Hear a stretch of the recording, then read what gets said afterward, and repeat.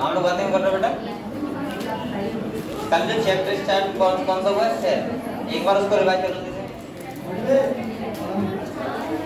Cell the unit of life. अभी मैं आपको सुनाऊंगा कुछ क्वेश्चन, ठीक है?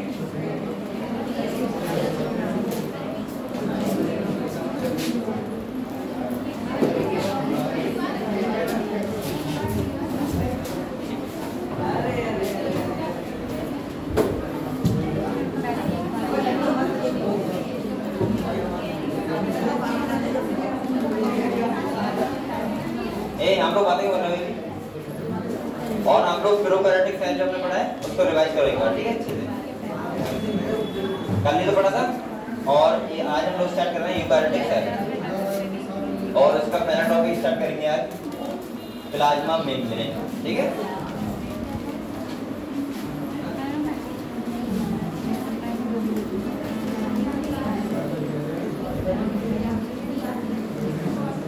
और कल बच्चे एब्सेंट कर रहे थे बेटा, इतनी बार हो रही थी। कल बहुत बच्चे एब्सेंट रहे थे ना, सब नानी घर चले गए क्या?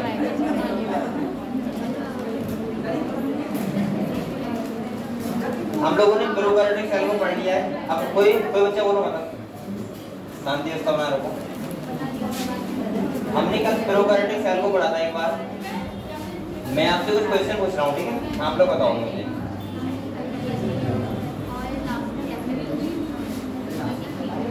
चलो अगले से आप 3 लोग बताओ। प्रोकैरियोटिक सेल के कोई 2 कैरेक्टर बताओ। सब लोग सुन लो बेटा, बैठ जाओगे वहाँ। आप लोग बातें कर रहे हो। शांत बैठो। हाँ बोलो। मेम्ब्रेन बाउंड ऑर्गेन्स नहीं होते हैं, ठीक है? सेकंड चीज में आप लोग बताओ, मेम्ब्रेन डबल मेम्ब्रेन स्ट्रक्चर होते हैं, मेम्ब्रेन बाउंड ऑर्गेन्स होते हैं, वो कौन कौन से होते हैं? कोई 2 नाम बताओ। या कोई ये बता दो प्रोकैरियोटिक सेल में 2 ऑर्गेनेल्स कौन से एब्सेंट होते हैं?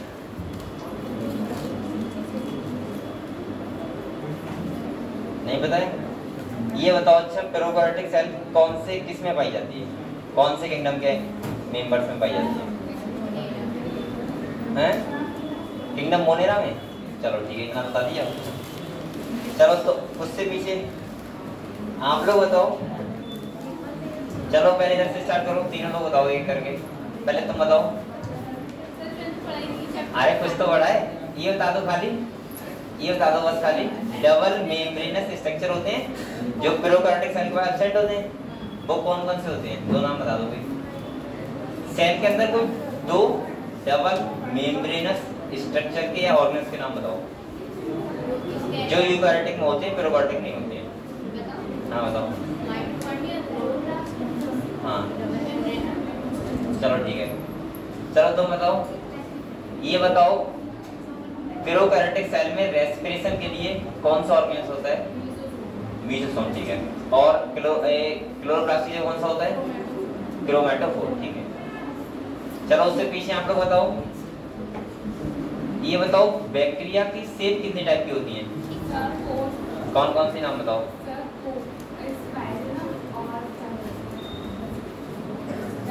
तुम भी नहीं आई थी कल ना?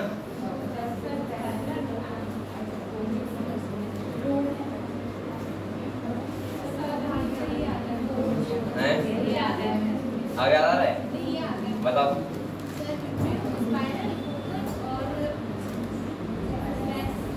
बेसिलस, सही है। उससे पीछे आप लोग बताओ कोकस शेप का कैसा स्ट्रक्चर होता है? जो कैसा? स्फेरिकल।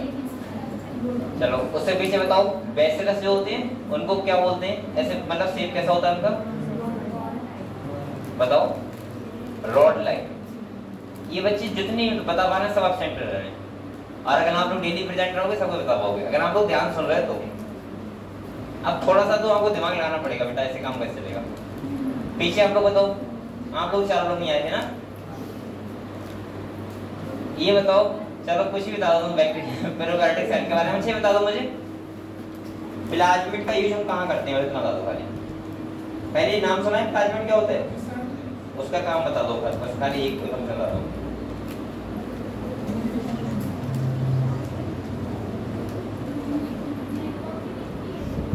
रिकॉम्बिनेंट डीएनए तो प्लाज्मिड होता ही है, फंक्शन बताओ उसका यूज कहाँ करते हैं? बताओ रिकॉम्बिनेंट डीएनए टेक्नोलॉजी का हम यूज कहाँ करते हैं पूछ रहा हूँ मैं। बायोटेक्नोलॉजी में, ठीक है। आप लोग बताओ बेटा, तुम दोनों बताओ। हाँ ये बताओ, जो प्लाज्मिड होता है, सही है, चलो वो तो बता दिया, बायोटेक्नोलॉजी यूज करते हैं बेसिकली, आपको पता है, ठीक है। इसके बाद और बताओ मुझे, बैक्टीरिया के पास मोटाइल है तो उसके पास क्या प्रेजेंट होगा? फ्लैजिला। कितने पार्ट होते हैं? सबसे नहीं पूछ रहा हूँ।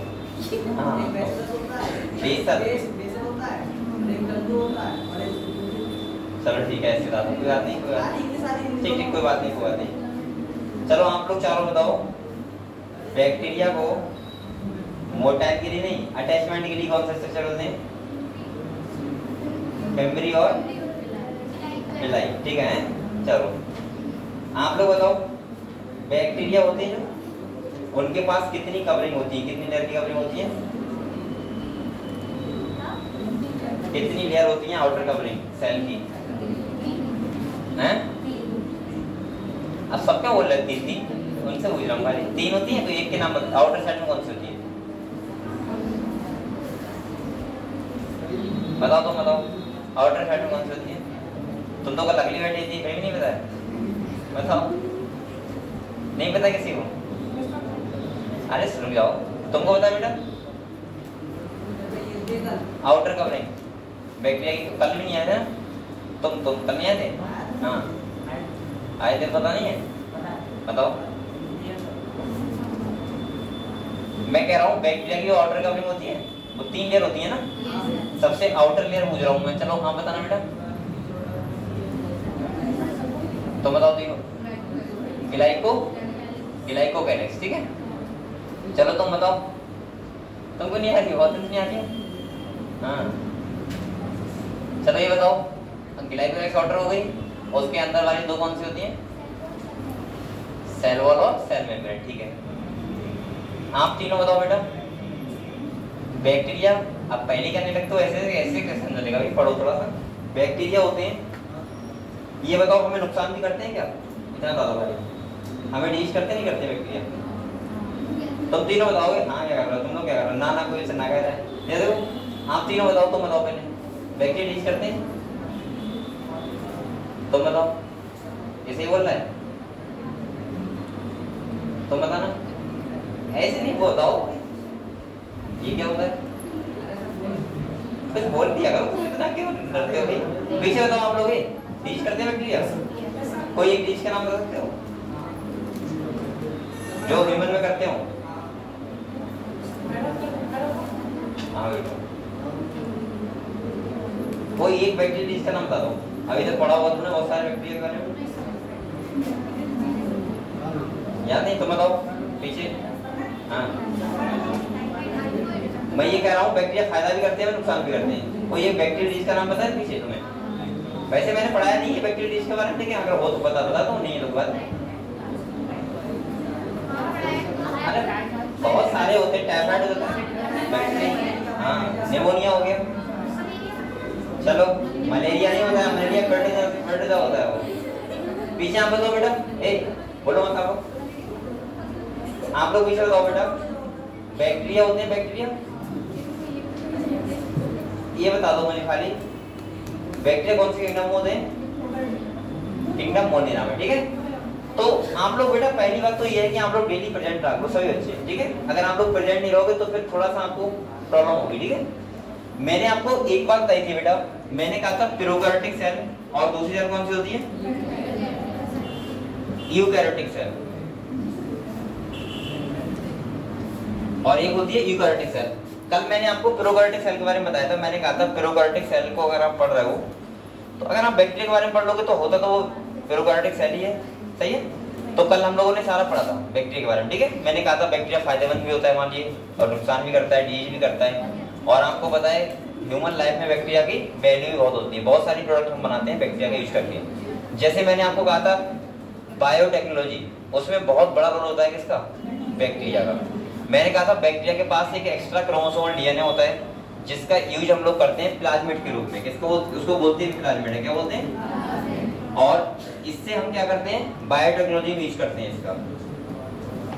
मैंने कहा था हम कोई डिजायर हमें जीन डालना होता है, वो किसके अंदर डालते हैं, प्लाज्मिड के अंदर हम ट्रांसफर करते हैं और अपने फायदे के लिए बहुत सारे प्रोडक्ट हम लोग बनाते हैं। मैंने आपको बताया था ये बातें। तो कल हमने बेटा पढ़ लिया था किसके बारे में, प्रोकैरियोटिक सेल के बारे में। अब हम लोग आज जो स्टार्ट करेंगे वो करेंगे यूकैरियोटिक सेल। हालांकि मैंने कुछ बातें बता दी थी आपको, एक बात आप लोग सुनो पहले ध्यान से बेटा। यहाँ पे देखो आप लोग, अगर हम यूकैरियोटिक सेल की बात करें, किसकी बात करें, यूकैरियोटिक सेल की बात करें, ठीक है। अगर मैं यूकैरियोटिक सेल, देखो यूकैरियोटिक सेल में प्लांट सेल भी आएगा और एनिमल सेल भी आएगा। वो तो आपको मैंने डिफरेंस बता दिए कौन कौन से होते हैं। प्लांट सेल के पास सेल वॉल होगा, एनिमल सेल के पास नहीं होगा। प्लांट सेल के पास प्लास्टिड होंगे, एनिमल सेल के पास नहीं होंगे। इसके बाद प्लांट सेल के पास और क्या होगा, वैक्यूल होगा लार्ज, और एनिमल सेल के पास नहीं होगा। और एनिमल के सेल के पास सेंट्रल होगा और प्लांट सेल के पास नहीं होगा।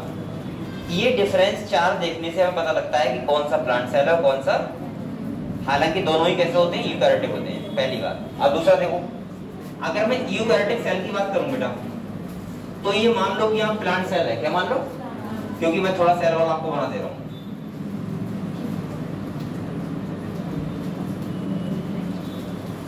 आप लोग बोलो मत बेटा, कोई भी, आप लोग ने बनाया सेल वॉल नहीं बनाया? सेल बनाया होगा जब आप 10th में होगा, सीखा होगा ना, ऐसे तो होता है। ये आप लोग स्कूल ही नहीं गए कभी। मैं आपको थोड़ा रफली समझा रहा हूँ यूकैरियोटिक सेल के बारे में, उसके बाद हम लोग समझते हैं, ठीक है बेटा। हम लोग क्या बातें कर रहे हो, बैठ जाओ, कोई जो बातें करेगा। ये क्या होता है बताओ, ये होता है न्यूक्लियस। क्या होता है, ये ऐसे न्यूक्लियस होता है। इसके अंदर आपको होता है क्या होता है, डीएनए होता है, जेनेटिक मटेरियल होता है। इसके बाद आपको पता है प्लांट सेल है तो यहाँ पे वैक्यूल भी होगा।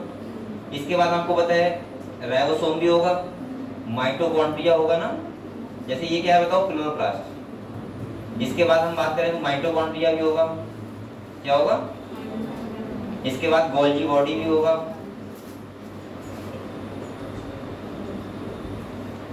तो ये बहुत सारे ऐसे स्ट्रक्चर होंगे, मैं एक करके अब सब सारे नहीं बना रहा हूँ। इसके बाद साइटोप्लाज्म भी होगा इसके अंदर, ठीक है। अब मैं थोड़ा सा आपको समझाना चाह रहा हूँ कि हम लोग क्या पढ़ने वाले हैं, ठीक है। तो देखो यहाँ पे ये तो बेटा होता है सेल वॉल। क्या होता है, जो आपको पता होगा कि एनिमल सेल में क्या होगा, एब्सेंट होगा। इसके बाद अगर हम इसकी बात करें तो क्या होता है, वैक्यूल। क्या होता है बेटा, वैक्यूल होता है, ये खाली जगह होती है वैक्यूल, ठीक है। इसके बाद ये क्या होता है, न्यूक्लियस। क्या होता है बेटा, और न्यूक्लियस के अंदर क्या होता है, जेनेटिक मटेरियल, यानी कि जेनेटिक मटेरियल जिसे हम लोग बोलते हैं डीएनए। क्या होते हैं, सही है। ये हम बोल सकते हैं क्रोमोसोम, क्योंकि डीएनए बाद में क्रोमोसोम ही बनाते हैं, तो हम बोल सकते हैं यहाँ पे क्या होते हैं, क्रोमोसोम। अगले ये क्या है बेटा, माइटोकॉन्ड्रिया। आप लोग बताओ ये क्या है, क्लोरोप्लास्ट। क्या है, ये क्या है, गोल्जी बॉडी हो गई, ठीक है। ये क्या हो गए, राइबोसोम हो गए। इसके बाद यहाँ से एक स्ट्रक्चर निकला हुआ होता है, यहाँ से ऐसे, मैं यहाँ बना दे रहा हूँ, ऐसे होता है ना, जिसे बताओ क्या बोलते हैं, जिसे बोलते हैं एंडोप्लाज्मिक ईआर, यानी कि एंडोप्लाज्मिक रेटिकुलम। इसके बाद इसके अंदर लिक्विड वाला होता है, उसे बोलते हैं साइटोप्लाज्म। क्या बोलते हैं। इसके बाद कुछ इंक्लूजन बॉडी होती है, बहुत सारी चीजें होती हैं, ये ऐसे लाइसोम होता है। क्या होता है, लाइसोसोम पढ़ेंगे हम। अब आप लोग एक बात समझो, मैं क्या बता रहा हूँ ये बात। ये एक यूकैरियोटिक सेल है, आपको पता है। मैंने कहा था कोई सेल को हम तब बोलते हैं सेल जब वो क्या होते हैं, उसकी मेटाबॉलिज्म करती है वो सेल, यानी कि मेटाबॉलिकली क्या होती है, एक्टिव होती है। बेटा मेटाबॉलिकली एक्टिव होने के लिए ऐसा नहीं कि एक ऑर्गेन्स काम नहीं करेगा तो कैसे जो हो पाएगी। जैसे हमारी बॉडी में अगर हार्ट रुक जाएगा, हमारा पूरा बॉडी डेड हो जाएगा। चाहे आपका किडनी कितना भी अच्छा हो, चाहे आपका लीवर कितना भी अच्छा हो, अगर हार्ट काम नहीं करेगा तो नहीं काम करेगा। यही तो रीजन होता है कि ये सारे ऑर्गेन्स एक वायरस के पास नहीं होते हैं, उसके पास खाली जेनेटिक मटेरियल होता है, इसीलिए वो कैसा होता है, नॉन लिविंग। लेकिन अगर यूकैरियोटिक सेल है, अब आप लोग कुछ सोचो, ये एक सेल है और ऐसी हमारी बॉडी में पता नहीं कितनी सेलें हैं, मतलब हम काउंट भी नहीं कर सकते, इतनी सेलें हैं, अरबों सेलें हैं, ठीक है। जैसे आप लोग सोचो, अगर हम आरबीसी की बात करें तो आपको पता है, आपको पता होगा 5 से 5.5 मिलियन होते हैं, और वो भी पता है किसमें होते हैं, एमएमक्यू में। एमएमक्यू का मतलब 1 मिलीमीटर बॉक्स में जितना ब्लड आता है उसमें होते हैं 5.5 मिलियन। अब सोचो हमारी बॉडी में 6 लीटर ब्लड है, कैसे काउंट कर पाओगे? तुमको क्या लगता है पूरी बॉडी काउंट करते हैं? नहीं। अगर आपसे डॉक्टर कहता है कि आपकी बॉडी में कितनी बची प्लेटेट्स, प्लेटें जिसे कहते हैं हिंदी में, प्लेटें हिंदी नहीं कहते, गाँव भाषा में कहते हैं प्लेटें। प्लेटलेट्स जो होती हैं कितनी बताता है डॉक्टर? 1.5 से 3.5 लाख होनी चाहिए। आपको बताइए बात, प्लेटलेट्स। आप लोग क्या ये समझते हो कि मेरी पूरी बॉडी की बात कर रहा है ये? नहीं, वो खाली 1 एमएमक्यू की बात कर रहा है। आपके पूरे ब्लड में तो वो टेस्ट ही नहीं कर पाएगा कितनी होती हैं। और बहुत बच्चों को अभी तक यही पता होगा भाई कि 1.5 से 3.5 लाख प्लेटलेट्स होती हैं हमारे अंदर। हमारे अंदर नहीं होती हैं, वो खाली हमारे 1 एमएमक्यू में होती है इतनी। लेकिन अगर उसको लगाएंगे सबको तो हम तो काउंट भी नहीं कर सकते हमारे ब्लड में कितनी होंगी, ऐसा समझ में? तो इसका मतलब सोचो कितनी सारी सेल होती हैं। और मैं ब्लड की बात नहीं कर रहा हूँ, पूरा बॉडी की बात करोगे तो अरबों खरबों मतलब हम गिन ही नहीं पाएंगे। इसीलिए आपने एक बहुत पहले क्वेश्चन, एक शायद आपके टीचर्स ने बताया हो, मैंने तो बताया था, वो एक बात बोले थे मुझसे कि हमारी बॉडी में इतना बड़ा डीएनए है कि सूरज के चक्कर लगाओगे और वहां से लौट के आ जाओगे धरती पे तब भी वो कम खत्म। अब मैं उस टाइम छोटा था तो मैं ये सोचता था पता नहीं ऐसा क्या होगा हमारी बॉडी में कि सूरज तक जाओगे फिर लौट के आ जाओगे। अब आप लोग खुद सोचो बेटा, अब जाके पता लगा, अब जाके नहीं पहले ही पता था लेकिन आफ्टर 10 पता लगा कि वो क्या होता है, डीएनए होता है। क्या होता है और डीएनए क्यों होता है? अब आप लोग बताओ मुझे, एक सेल के अंदर 2.2 मीटर लंबा डीएनए होता है और हमारी बॉडी के हम सेल काउंट नहीं कर पाएंगे तो डीएनए का फिर लेंथ कैसे काउंट कर लेंगे? खुद सोचो। और हमारे देखो बॉडी में, अब आप लोग मेन टॉपिक पे आते हैं कि हमारी बॉडी सेल आपको लिविंग दिखानी है, क्या दिखानी है? और बेटा लिविंग दिखाने के लिए आपको पता है हमारे सारे ऑर्गन्स काम करते हैं। जैसे अगर हम पूरे बॉडी की बात करें तो आपकी बॉडी में सारे काम कर रहे हैं, ऐसा तो नहीं कि ऑर्गन्स रुक जाएगा, नहीं ना। जैसे आपको पता है आप साथ में आपका हार्ट बीट कर रहा है, आप साथ में सांस भी ले रहे हो, ब्रीथिंग भी कर रहे हो लंग्स के द्वारा, आपका डाइजेस्टिव सिस्टम एक्टिव होगा, किडनी एक्टिव होगी, ब्लड सर्कुलेशन हो रहा है लगातार। इसका मतलब है हमारा पूरा बॉडी लिविंग फॉर्म में है, सारी चीज चल रही है। ऐसे ही एक सेल, अब आपकी बॉडी जो वर्क कर रही है पूरा, तो बेटा हर एक सेल मिलके फंक्शन कर रही है। और वो हर एक सेल कैसी स्टेज में है? लिविंग स्टेज में। और सेल को लिविंग स्टेज में रखने के लिए ये सारे के सारे जितने ऑर्गन्स होते हैं ये अपना अपना काम करते हैं, सही है। जैसे न्यूक्लियस अपना काम कर रहा होगा हमारी सेल के अंदर, गोल्जी बॉडी का अपना अलग काम होगा, क्लोरोप्लास्ट का अपना अलग काम होगा, माइटोकॉन्ड्रिया का अपना अलग काम होगा, मेम्ब्रेन का फंक्शन अलग होगा, सेल वॉल का फंक्शन अलग होगा। यानी कि मैं ऐसे बोल सकता हूँ कि सारी की सारी सेल के अंदर जितने भी ऑर्गेनल्स हैं सबका फंक्शन क्या होता है? अलग अलग फंक्शन, मतलब कार्य, ठीक है। तो अब हम लोग जो पढ़ेंगे टॉपिक वो समझ लो क्या पढ़ेंगे। मैं आपको एक एक ऑर्गन्स के बारे में डिटेल में बताऊंगा किसका क्या फंक्शन होता है सेल के अंदर और वो काम क्या करता है, उसका स्ट्रक्चर कैसा होता है, समझ गए आप लोग? तो हम लोग एक करके पढ़ेंगे सबके बारे में कि इनके फंक्शन क्या होते हैं, समझ गए? जैसे यूकैरियोटिक सेल में न्यूक्लियस का क्या फंक्शन होगा वो हम पढ़ेंगे। इसके बाद इलेक्ट्रो जो अगर हम बात करें इसकी माइटोकॉन्ड्रिया की, इसका क्या फंक्शन होता है, आपने अभी तक नाम सुने हैं ना, सबके फंक्शन ही पता होंगे लेकिन हम लोग पढ़ेंगे, ठीक है, एक करके। तो जो सबसे पहला हमारा ऑर्गन्स का नाम है वो क्या है? Plasma membrane. तो मैं सबसे पहले आपको किसके बारे में बता रहा हूँ, पहले आप लोग समझ लो ये है क्या। एक बार ये वाला डायग्राम अपने माइंड में रखो जब तक हम सेल पढ़ रहे हैं, समझ गए? बहुत बच्चे एक्चुअली में क्या होता है, मैं आपको हकीकत बताऊं, बच्चों को समझ में बहुत, मैं ये चीजें बहुत अच्छे से जानता हूँ, बच्चे क्यों समझ नहीं पाते चीजें। सपोज मानो आप फर्स्ट ईयर में हो, पहली बार पढ़ रहे हो बायोलॉजी, क्योंकि मैं बायोलॉजी लेके चलता हूँ, हालांकि समझ सबको आता है लेकिन फिर भी बायोलॉजी लेके चलता हूँ। अब सुनो आप लोग, आपको मेन चीज होती है कि आपकी माइंड में कितनी गहराई से वो टॉपिक बिठाया गया है, किस सीक्वेंस में बैठाया गया है, ये बहुत जरूरी होता है। जैसे एक बात बताओ, अगर मैं आपको ये ना दिखा के मैं डायरेक्ट पढ़ने लगता माइटोकॉन्ड्रिया, आपको लगता होता कि माइटोकॉन्ड्रिया तो पढ़ रहे हैं लेकिन समझ नहीं आ रहा है कि माइटोकॉन्ड्रिया, जैसे अभी तक जो फर्स्ट ईयर बच्चे होते हैं बहुत अच्छे से रट लेते हैं माइटोकॉन्ड्रिया। अगर उनसे ठीक ठाक से पूछा जाए ना कि सेल और माइटोकॉन्ड्रिया में क्या डिफरेंस है, तो वो पता है क्या बताएंगे? उन्हें लगेगा कि एक कोई चीज है जो माइटोकॉन्ड्रिया है, कोई चीज है जो सेल है, बस बात खत्म। लेकिन उन्हें क्या पता है कि सेल के अंदर ही माइटोकॉन्ड्रिया होता है। सेल का मतलब पूरा सेल और माइटोकॉन्ड्रिया एक उसका ऑर्गन्स, यानी कि उसका पार्ट। जैसे मैं बॉडी की बात करूं, एक आप बॉडी की स्टडी करो और एक आप किसकी स्टडी करो, एक ऑर्गन की। जैसे आप किडनी की स्टडी करो, ऐसे ही मैं कह रहा हूँ कि सेल के बारे में पढ़ते हैं तो हम सबके बारे में बात करते हैं, और जब मैं माइटोकॉन्ड्रिया के बारे में पढ़ाऊंगा तो उसके एक एक पार्ट के बारे में लोग पढ़ेंगे, समझ गए। तो अब हम जो स्टार्ट कर रहे हैं बेटा वो कर रहे हैं एक एक पार्ट के बारे में। जैसे मैं आपको प्लाज्मा मेम्ब्रेन के बारे में बताऊंगा जो यहाँ होती है। इसके बाद हम लोग जो पढ़ेंगे वो सेल वॉल के बारे में पढ़ेंगे कि इसका क्या फंक्शन होता है, भाई फंक्शन पता होना चाहिए ना। इसके बाद पढ़ेंगे माइटोकॉन्ड्रिया के बारे में, इसका क्या फंक्शन होता है, क्लोरोप्लास्ट हमारी सेल के अंदर क्या करता है, या फिर गोल्गी बॉडी का काम क्या होता है। तो हम लोग पढ़ेंगे करके। तो सबसे पहले जो मैं आपको पढ़ा रहा हूँ वो क्या पढ़ा रहा हूँ, प्लाज्मा मेम्ब्रेन। आप लोग बताओ मैंने क्या बताया था आपको प्लाज्मा मेम्ब्रेन के बारे में। मैंने कहा था जितनी भी लिविंग सेल होती है सबकी आउटर कवरिंग होती है, क्या होती है।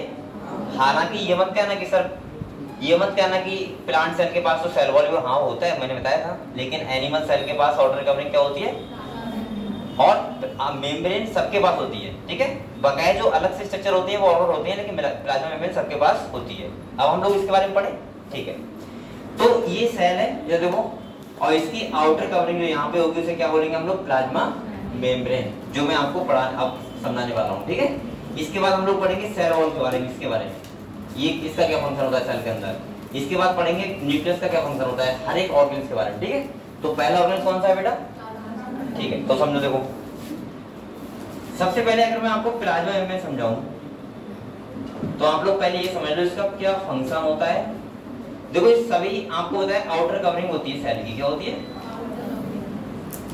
आउटर कवरिंग होती है, पहली बात। आप लोग बताओ अगर मैं ये कहूं कि इसका फंक्शन क्या हो सकता है तो आपको मन में क्या आता होगा, बताओ भाई, ट्रांसपोर्टेशन का, यानी कि जितने भी कोई चीज है प्रोडक्ट हैं उनको सेल के अंदर लाने का या सेल से बाहर भेजने का, ये तो काम होगा। मैं ऐसे बोल सकता हूँ इसका काम क्या होता है, ट्रांसपोर्टेशन। ट्रांसपोर्टेशन अब ध्यान रखना वो भी और भी फंक्शन ऑर्गन्स करते हैं, लेकिन इसका इससे होके जाते हैं, मैं ये कहना चाह रहा हूँ, ठीक है। दूसरा अगर हम बात करें प्लाज्मा मेम्ब्रेन की तो कितने टाइप की मैंने बताई, 3 टाइप की। टोटल कितनी टाइप की होती है, और यहाँ पे जो होती है वो होती है सेलेक्टिवली परमेबल। कौन सी होती है बेटा, आप लोग एक बात सुनो, एक होती है परमेबल और एक होती है इम्परमेबल। इसका मतलब है कि कोई भी चीज अंदर बाहर सेल के नहीं जाएगी, इसका मतलब है कि कोई भी चली जाएगी, और इसका मतलब क्या है, सेलेक्टिवली जाएगी, सही है, सेल के अंदर।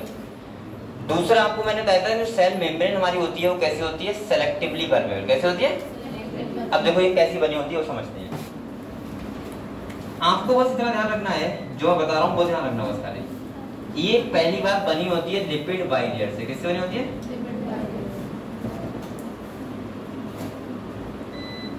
Lipid bilayer. पहले आप लोग लिपिड के बारे में जानते हो, पहले बताओ मुझे थोड़ा, लिपिड किससे बने होते हैं, फैटी एसिड से। जैसे आप लोग घी वगैरह देखा है आपने, ऑयल देखा होगा, ये सब क्या है, लिपिड तो है, सही है। दूसरा आपको सुन लो, इसका जो नेचर होता है वो होता है क्वासी फ्लूइड नेचर। क्या होता है,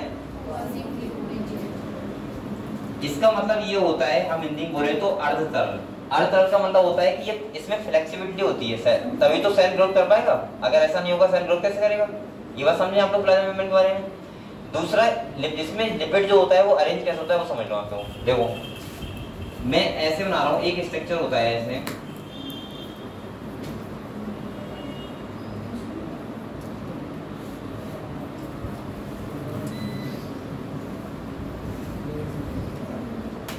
आप लोग ध्यान क्या रखना है बस वो मैं यहाँ समझा रहा हूँ, ठीक है। ये ऐसे करके अरेंज होता है लिपिड। क्या होता है, लिपिड, सही है बेटा। एक बात ध्यान रखो आप लोग, यहाँ पे कुछ प्रोटीन भी होती है साथ में तो लगी हुई, ठीक है, और कार्बोहाइड्रेट भी होता है। क्या होता है, कार्बोहाइड्रेट। मैं यहाँ पे ये बता रहा हूँ, आप लोग ध्यान ये रखना है, ये क्या है, लिपिड बाइलेयर है। क्या है, यानी कि बाइलेयर का मतलब क्या होता है, 2 लेयर, और ये क्या है, लिपिड अरेंजर, ठीक है।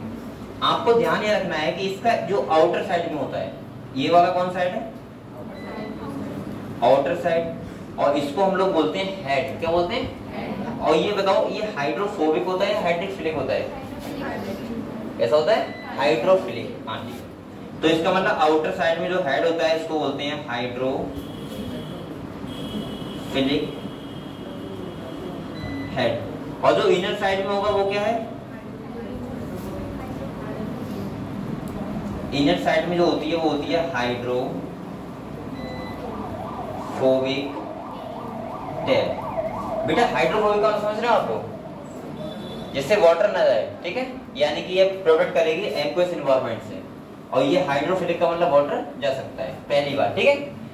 पहली बात तो आपको यहाँ पे इतना याद रखना है कि इनर साइड में क्या होता है और आउटर साइड में, जो हमसे क्वेश्चन वो कभी भी पूछ सकता है। दूसरा ये साथ में प्रोटीन लगी होती है, इसे बोलते हैं इंटीग्रल प्रोटीन। क्या बोलते हैं बेटा, इसे बोलते हैं इंटीग्रल प्रोटीन। और जो इधर उधर लगी होती है इसको बोलते हैं पेरिफेरल प्रोटीन। क्या बोलते हैं? अच्छा आपको ये पता है कि ये प्रोटीन क्यों लगी होती है इंटीग्रल प्रोटीन? बेटा क्योंकि आपको पता है ये जो टेल है ये कैसी है, हाइड्रोफोबिक है, वाटर जाएगा नहीं। अब अगर ऐसी कोई चीज है जो एक्वस एनवायरनमेंट को से ना जाए और वो जो ये प्रोटेक्ट करता है और उसे जाना हो तो किससे हो जाता है, इसी प्रोटीन से, इंटीग्रल प्रोटीन से। इसीलिए हम ट्रांसपोर्ट बारे में पहले पढ़ते थे हम लोग, फैसिलिटी ट्रांसपोर्ट वहां पे होता था। तो आप लोग ये समझ गए इतना। और बेटा यहाँ पे ये आपको खाली यहाँ पे इसके बारे में, मेम्ब्रेन के बारे में इतना ध्यान रखना है, ठीक है। दूसरा सुनो आप लोग, अभी मैं टाइम दे दूंगा, आप लोग आराम से लिखो लिख लेना, कोई बात नहीं है। अब मैं अगर इसका बात करूं ट्रांसपोर्ट का, तो हम लोग पढ़ते हैं दो टाइप के ट्रांसपोर्ट। कितने टाइप पढ़ेंगे? एक पढ़ेंगे एक्टिव ट्रांसपोर्ट और दूसरा पढ़ते हैं पैसिव ट्रांसपोर्ट। कौन सा पढ़ते हैं? मतलब आप लोग ये समझो, आप लोग सिंपल भाषा में, कि जो ट्रांसपोर्टेशन होगा वो दो टाइप से हो सकता है, या तो एक्टिव या फिर पैसिव। एक्टिव का मतलब समझते हो आप लोग? सिंपल सा एक बात ध्यान रखना, जहां एनर्जी की रिक्वायरमेंट हो वो होता है एक्टिव, और जहां एनर्जी की रिक्वायरमेंट ना हो वहां उसे बोलते हैं पैसिव। तो मैं यहाँ ये पहली बात लिख दे रहा हूँ, एनर्जी रिक्वायरमेंट, मतलब ये हुआ कि यहाँ एटीपी होनी चाहिए और यहाँ पे नहीं होनी चाहिए, यहाँ पे एनर्जी की रिक्वायरमेंट। अब आप लोग बताओ कब नहीं होगी, एक बार सोचो आप लोग। जैसे ये मान लिया ये कोई बर्तन है, भगवान ना मान लूं मैं, सही है, यहाँ पे मैं सेलेक्टिवली मेम्ब्रेन लगा दूं, ऐसे लगा दी मैंने। आप लोग बताओ एक तरफ वाटर ज्यादा हो और बेटा एक तरफ क्या हो कम, आप लोग ये बताओ ये वाटर किधर से किधर मूवमेंट करेगा? ज्यादा से कम की तरफ, यानी कि यही बहुत देखा लगता है।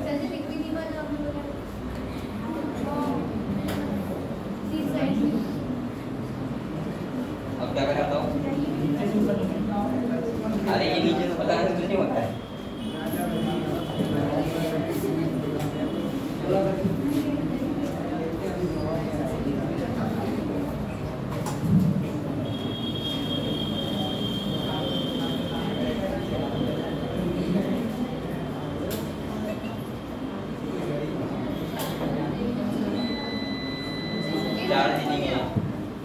बड़ा क्या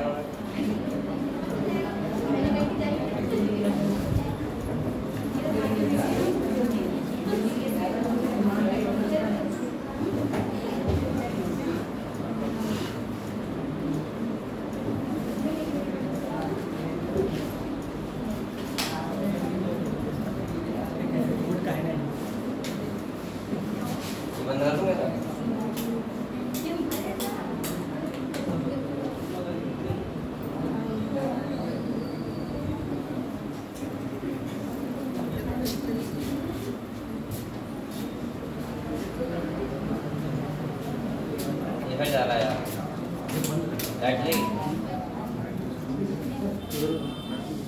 एक तो पंखा कम चलवाया करो सुबह से, क्या नाम, बायोलॉजी क्लास की खत्म होती है।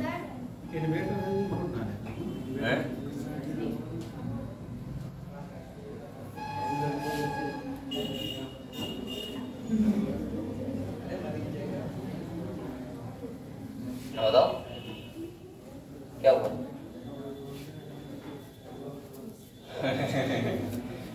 मैं तो थोड़े से ज्यादा समझता नहीं हूँ। ये तो वही सा हो गया ना, जैसे आपने देखी है वो एक मूवी देखी होगी, हैं ढोल, अरे वो राज का लगा भी है नहीं, तो पकड़े जाते हैं और पकड़े होते हैं तो वो एक गद्दार पकड़ा होता है ना उन्हें, तो मैं क्लिप देखता हूँ, वो नहीं देखता हूँ। तो पता क्या कहता है, सुनो सुनो सुनो, वो गद्दारों के सामने होते हैं तो वो इशारों में कुछ कहना चाहता है उससे, वो कहना ये चाहता है कि हम लोग लड़ाई आपस में करते हैं, भाग जाएंगे लड़ाई करते करते एक दूसरे को मारते मारते। अब वो ऐसे करके कुछ आंख टाइप का मारता है, ऐसे बिना कुछ करता होगा। अब वो राजपाल तो उन्हीं सबके सामने कहता है अभी तू आंख क्यों मार रहा है? तो समझ नहीं आता है कहानी। चलो हो गई, ये देखो अब ये समस्या होगी जो फिर से देखें है बेटा। चलो हम लोग क्या पढ़ रहे थे? प्लाज्मा मेम्ब्रेन ना।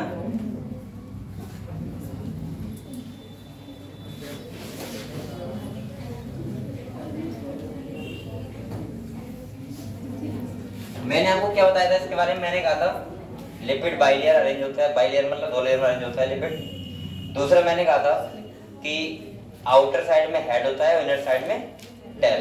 सही है, ये ध्यान रखना है। चलो मैं किताब में आप लोग दोबारा मत पढ़ो, पहले एक्टिव में समझ लो आप लोग। अब मैंने कहा था बेटा एक ट्रांसपोर्ट होता है एक्टिव तरीके से, एक होता है पैसिव। एक्टिव ट्रांसपोर्ट का मतलब क्या होता है? आप लोग एक ही बात ध्यान रखना है यहाँ से कि एनर्जी की रिक्वायरमेंट होगी। क्या होगी बेटा? यानी कि यहाँ पे एनर्जी की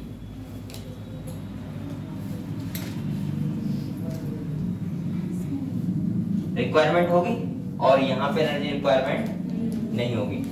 मैं ये बता रहा था अगर मान लिया मैंने कहा था एक भवन है और यहाँ पे मेम्ब्रेन है, अगर एक तरफ पानी ज्यादा है और एक तरफ क्या है बेटा कम, आप लोग बताओ यहाँ कोई मुझे एनर्जी लगानी पड़ेगी क्या? नहीं, ये पानी अपने आप से जाएगा। तो इसका मतलब कैसा ट्रांसपोर्ट होगा? पैसिव। कैसा होगा? क्योंकि यहाँ एनर्जी नहीं लग रही है। अब आप लोग बताओ अगर मैं इधर से इधर भेजूं इसे तो एनर्जी मुझे लगानी पड़ेगी, यानी कि चाहे मैं मोटर लगाऊं कुछ या अपने हाथ से भरूं, लेकिन मुझे यहाँ पे एनर्जी की रिक्वायरमेंट होगी। तो ये कौन सा ट्रांसपोर्ट हो जाएगा? एक्टिव। अब समझ गए आप लोग? सिंपल भाषा में जहां मुझे एनर्जी की रिक्वायरमेंट हो, आगे ले वो तो इधर चला जाए, जहां एनर्जी की रिक्वायरमेंट हो वो एक्टिव, ना हो तो पैसिव। अब आप लोग बताओ यहाँ पे क्या अगर ऐसे में बोल दूं तो क्या बेकार रहेगा? लो कंसंट्रेशन टू हाई बोल सकता हूँ ना? तो मैं बोल सकता हूँ low concentration to high concentration. जब मूवमेंट होता है तो इसका मतलब वो कौन सा ट्रांसपोर्ट होता है? एक्टिव। और इधर मैं बोल सकता हूँ हाई टू लो। जैसे आप लोग बताओ, आपको सबसे अच्छा एग्जाम्पल बताऊं पैसिव का। अगर एग्जाम्पल की हम लोग बात करें ऑस्मोसिस, बताओ बेटा ऑस्मोसिस में क्या होता है? डिफ्यूजन। ये सब इसी के एग्जाम्पल तो हैं पैसिव के। डिफ्यूजन में क्या होता है? High pressure to low pressure. भाई आप लोग सांस ले रहे हो तो आपको क्या लग रहा है कि मैं सांस ले रहा हूँ? वो अपने आप से जा रही है, क्योंकि आप लोग ले रहे हो high pressure to low pressure. तभी तो यहाँ पे क्या होता है? डिफ्यूजन। क्या होता है भाई? एटमॉस्फेयर से ज्यादा होता है ऑक्सीजन का, हमारे लंग्स में क्या होता है? कम। तो बाहर से अंदर से बाहर ज्यादा और अंदर कम, तो ज्यादातर दो से कम चला गया। तो हम लोग वहां पर मैं पढ़ाऊंगा आपको, जब मैं पढ़ाऊंगा आपको एक transportation of oxygen CO2 osmosis.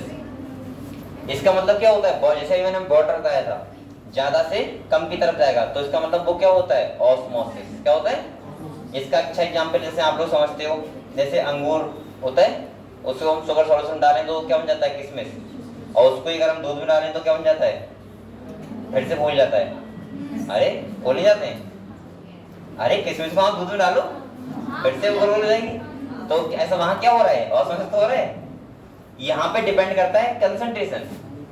इस शुगर सॉल्यूशन जैसे मैंने आपको तरीका बताया था, मैंने कहा था आप एक आलू लो, आलू में छेद करो और उसमें तुम शुगर सॉल्यूशन भर दो आधा। आप लोग थोड़ी देर बाद देखो पूरा अपने आप भर जाएगा, करके देखना हो जाएगा। ये ऐसे में हाइपोथेटिकल नहीं बोल रहा हूँ, ये नॉर्मल बात है, हो जाएगा। एक बार फिर करके देखना। अच्छा चीनी ज्यादा डालना, ठीक है? थोड़ी शर्मा तो ना लेना थोड़ा। अच्छा क्योंकि ये डिपेंड करता है सॉलिड किधर ज्यादा है और किधर कम है, और सॉल्वेंट किधर ज्यादा है किधर कम है। अब आपने थोड़ा फीका शरबत रखा होगा जिससे कंसंट्रेशन सही से बन नहीं पाई होगी, सही है? और सॉल्यूशन जाता है वो जाता है हाइपरटोनिक टू हाइपोटोनिक। मैं आपको बताऊंगा ये सब चीजें बाद में। ये समझ गए? अगर यहाँ की हम इसके एग्जाम्पल की बात करें तो कहाँ पे होता है बताओ? सोडियम पोटेशियम पंप, पता है आपको? जब हम लोग पढ़ते हैं क्या पढ़ेंगे, मैं आपको पढ़ाऊंगा, हाँ, ट्रांसपोर्ट ऑफ इम्पल्स, तो वहां हम पढ़ते हैं, तो वहां पे कौन सा ट्रांसपोर्ट होता है, एक्टिव, यानी कम से ज्यादा की तरफ। तो समझ गए आप लोग एक्टिव पैसिव क्या है? अगर आप लिखे ना हो लिख सकते हो ऐसे, तो फिर लिखो।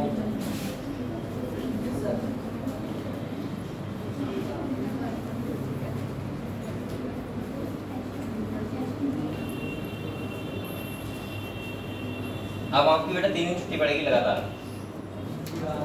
अच्छी बात है। टेस्ट है आपका 14 को टेस्ट है, और मैंने कल क्या बताया था आपको, टेस्ट में प्रेजेंट होना बहुत ज्यादा जरूरी है। जो चाहे आपके 10 नंबर आए, हम लोग कुछ नहीं कहेंगे, कोई भी टीचर्स ना सर कहेंगे वहां पे, कोई भी कुछ नहीं कहेगा, ठीक है ना, प्रदीप भाई कहेंगे। लेकिन अगर जो एब्सेंट रहा तो उसका नाम मैं यहाँ पे लगा दूंगा और लिख दूंगा रेड लिस्ट में, यानी कि ब्लैक लिस्ट में, ठीक है, उसका नाम आ जाएगा। तो आप लोग वो वाली लिस्ट में बताना, ठीक है, टेस्ट देने आना बस खाली। और वो इसलिए कह रहे हैं बेटा, अगर आप लोग को सोचो, टेस्ट में और नीट के पेपर में कोई डिफरेंस नहीं होता। अगर आपका फर्स्ट टेस्ट से गारंटी कर रहा हूँ मैं 100% लिख के दे रहा हूँ आपको, जिस बच्चे के इतने नंबर आएंगे उसके नीट में भी इतने नंबर आएंगे। अगर आप लोग या तो बहुत ज्यादा मेहनत कर जाओ, वरना मैं आपको बताऊंगा टेस्ट में बच्चे के 300 नंबर आए तो लगभग नीट में आप मान करना उससे कितने आएंगे, 300। वहां को ऐसा शक्तिमान तो ना बन जाओगे कि तुम्हें वहां क्वेश्चन के आंसर अपने आप दिख रहे हैं, बल्कि कम ही आएंगे। ध्यान रखना है, जैसे टेस्ट आपका पहला हो रहा है इसलिए बता रहा हूँ, जितने भी टेस्ट हो ऐसे देने आना है, ऐसे नीट का पेपर देने आ रहे हैं। और जब आप नीट का पेपर देने जाओगे तो आपको लगेगा टेस्ट देने जा रहे हैं, सिंपल सी बात है। बेटा एक बात सोचो, कोई 4 मिनट दौड़ लगाने के लिए 4 साल दौड़ता है। अगर आप लोग सोच रहे हो बिना टेस्ट दिए हम नीट के पेपर पहुंच जाएंगे तो कैसे कर पाओगे हम? और एक बात और सुनो, क्योंकि हम लोग तो नहीं होंगे, ये लोग होंगे। टेस्ट देने आओ तो पूरा ऐसे देना बैठ के नीट का पेपर दे रहे हैं, अकल से औकत से दिमाग लगा के। ऐसा नहीं कि पास में बैठा चीटिंग करे पड़े, यहाँ कर लोगे वहां नहीं हो पाएगी, और वहां करवा लेना क्योंकि वहां कोर्ट पूरा चेंज होता है। अगर आपने 100% पहले टेस्ट से, चाहे आपके 10 नंबर आए, मैं खुद कह रहा हूँ ये बात, अब तो इससे कम तो नहीं आएंगे ना किसी के, 10 नंबर से कम तो नहीं आएंगे किसी के, सही है। 10 मैंने नीचे लगा दिया आपको, जिस चाहे पहले 10 नंबर आए, लेकिन अगर आप प्रेजेंट रहे तो मैं खुश रहूंगा। चलो 10 आए कोई बात नहीं, 10 नंबर तो पढ़ा आपके। लेकिन अगर कोई बच्चा किसी कारण से एब्सेंट हो गया, और पहली बात सुनो, तुम्हारे 2-3 बहाने चलेंगे नहीं।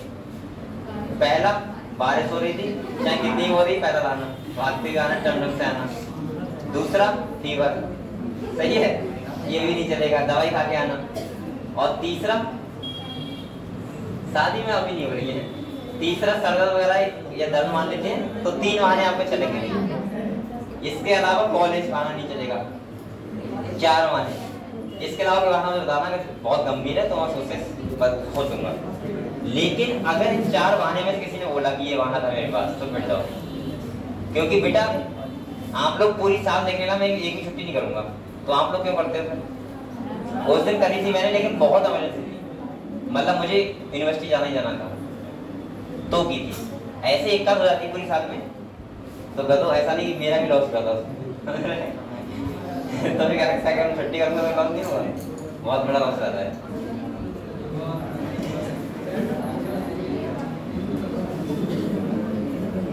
अब सुनो, सुनो इन सब बच्चों को पता तो है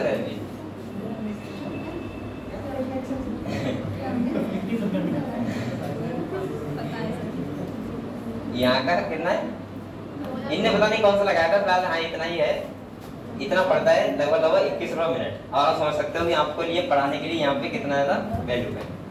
और आप लोग मुझे छुट्टी कर देते हो 1 मिनट में, मतलब यहाँ जो बैठे हो, जो बैठे यहाँ पे, वो हम टीचर को मिलता है 21 रुपये मिनट। आप समझ सकते हो 1 मिनट का, आप काउंट कर लो हम लोग कितना बैठ सकता है। चलो आगे जरा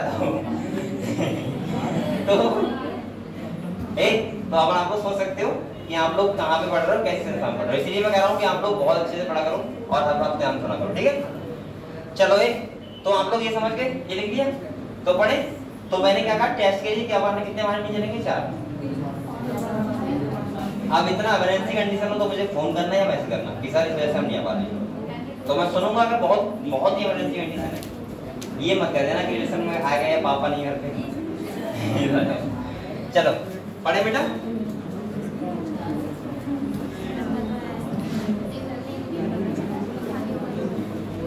आप पढ़ लो बेटा, बात मत करो।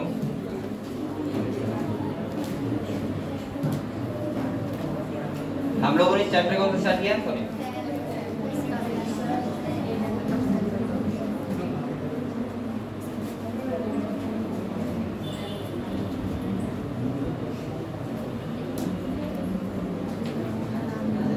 कहाँ पे थे हम लोग?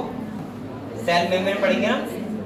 देखो अब हम लोग एनसीईआरटी निकालो, एक करके हम लाइन लाइन पढ़ते हैं, ठीक है आराम से। तो हम लोग एनसीईआरटी निकालो। अच्छा यहाँ कोई ऐसा बच्चा तो नहीं बैठा इस पर एनसीईआरटी ना हो, है भी कोई बुक है? हाँ तो सही है। और कोई बच्चा? ठीक है एनसीईआरटी लो, ये बुक घर पे पढ़ा करो, ठीक है। एनसीईआरटी ले लो, 250 रुपए की एनसीईआरटी मिलेगी।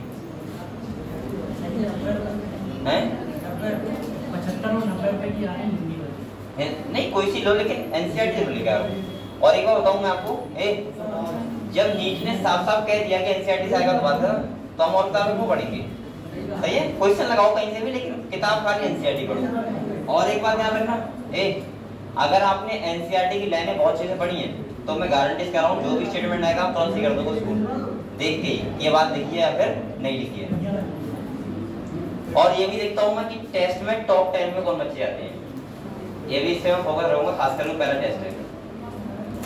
और आप लोग ये समझ लो कि जो बच्चा टॉप 10 में रहेगा, बायोलॉजी की बात कर रहा हूँ, ठीक है, अलग से नंबर कॉल कर रहा हूँ मैं वहाँ पे भी, ठीक है, टोटल आपको अलग मिलेगा। अगर टॉप 10 में बच्चे, मैं स्पेशल सबका ध्यान रखता हूँ, बात नहीं ऐसी, लेकिन टॉप 10 में ऐसा नहीं, एक्स्ट्रा भी मतलब आप लोग जैसे कुछ भी पूछोगे तो यहाँ रुक के बताऊंगा मैं, ठीक है, अगर आप लोग इतनी मेहनत कर रहे हो। और मैं कोशिश कर ये मैं सोचूंगा आप लोगों की लगभग आपके बायोलॉजी में 300 प्लस नंबर अधिकतर बच्चों के आए, जितने बच्चे यहाँ पे, ठीक है। क्योंकि हम आपको बहुत दिन से कह रहे हैं कि आपको फर्स्ट यूनिट टेस्ट होगा, 4 चैप्टर आपको पढ़ने हैं, पढ़ो बैठ के फिर। अब आप लोग टालो मत कि कल पढ़ लेंगे, परसों पढ़ लेंगे, परसों टेस्ट ही है, समझ रहे हो। चलो यहाँ देखो, और एक आज आप लोग बताओ ऑनलाइन क्लास होगी तो मेरी होगी, कौन सा चैप्टर को से लगाऊंगा? तो फर्स्ट यूनिट में बताओ। एनिमल के बताओ, एनिमल के सब बच्चे बताओ। और साथ में जब मैं क्वेश्चन पे कम फोकस करूंगा, थोड़ा सा आपको थ्योरी फोकस करूंगा, ठीक है। जहां जहां मुझे लगेगा बच्चों को समझाना चाहिए तो पूरे टॉपिक बता दूंगा आपको, ठीक है, समझा दूंगा। तो आप लोग बताओ, अच्छा वोटिंग कर लो, एनिमल या प्लांट कौन सा? एनिमल। एनिमल तो आज एनिमल और कल प्लांट, ठीक है, ऐसे कर लेते हैं, ठीक है। चलो चलो बेटा एक बार देखते हैं, अब हम लोग पढ़ते हैं थोड़ा सा, लेकिन प्रेजेंट करना सब ऑनलाइन क्लास में, वरना पिटोगे आप लोग फिर। सेल मेम्ब्रेन कल मैंने देर क्लास देखा था, कितने बच्चे थे? मैं आया था 2 मिनट के लिए, तुम देखा भी होगा ना, देख रहे हो जल्दी? हाँ तो 10 बच्चे पढ़ रहे थे खाली, 10-12। अगर 30 बच्चे से कम हुए तो हम लोग मतलब मेरे बच्चे हो जाते हैं ना, मुझे पता है, इतना भरोसा है आप लोग आओगे, लेकिन फिर भी कर रहा हूँ। चलो पढ़ो, कह रहा है detail structure of the membrane. बेटा आप देखो, was study only after the advent of the electron microscope in the 1950। अब आप लोग बताओ, अगर 1950 से पहले कोई बहुत अच्छा माइक्रोस्कोप नहीं था जिससे हम स्टडी बहुत अच्छे से कर पाए, जब 1950 में माइक्रोस्कोप आ गया था तो उसके बाद इसका हम लोगों ने स्ट्रक्चरल स्टडी की और आप लोगों को ये बातें पता लगी। सबसे पहले कह रहा है meanwhile chemical study of the cell membrane specially in human red blood cell. ये भी ध्यान रखना, जो बातें लिखी हैं वो आपको ध्यान रखनी है। अगर वो कहे कि डब्ल्यूबीसी में स्टडी की नहीं है, किसमें की थी? आरबीसी में। कह रहा है enable the scientist to deduce the possible structure of plasma membrane, यानी कि आरबीसी का जो मेम्ब्रेन होता है वो साफ साफ अकेला होता है, तो हमें उसकी स्टडी अच्छे से बेस्ट स्टडी कर पाते हैं, ठीक है। इसीलिए अगले कह रहे हैं this study show that are the cell membrane is mainly composed of lipid and protein. क्या होता है इसके पास? लिपिड होता है और क्या होता है? प्रोटीन होता है। कह रहा है मेजर लिपिड आर, कौन सा लिपिड होता है? Phospholipid that are arranged in a bilayer. कैसे अरेंज होता है? बाइलेयर में। मैं बता दूंगा मैं बातें, ठीक है। ये फॉस्फोलिपिड नीट में क्वेश्चन आ चुका है, ये वाला सेल मेम्ब्रेन कौन से लिपिड से बना होता है, ये क्वेश्चन आया था खाली। कौन से? फॉस्फोलिपिड्स। तो ऐसे क्वेश्चन आते हैं, ध्यान रखना। कह रहे हैं also the lipid are arrange within the membrane with the polar head towards the outer side. और कैसा होता है बेटा?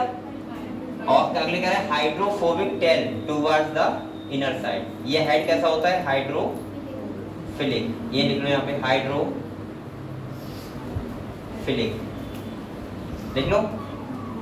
और यहाँ ये लिख के 2 लाइनों पे स्टार बना लो। ये बहुत इंपॉर्टेंट पॉइंट है, आउटर साइड में क्या होता है और इनर साइड में क्या होता है, ठीक है।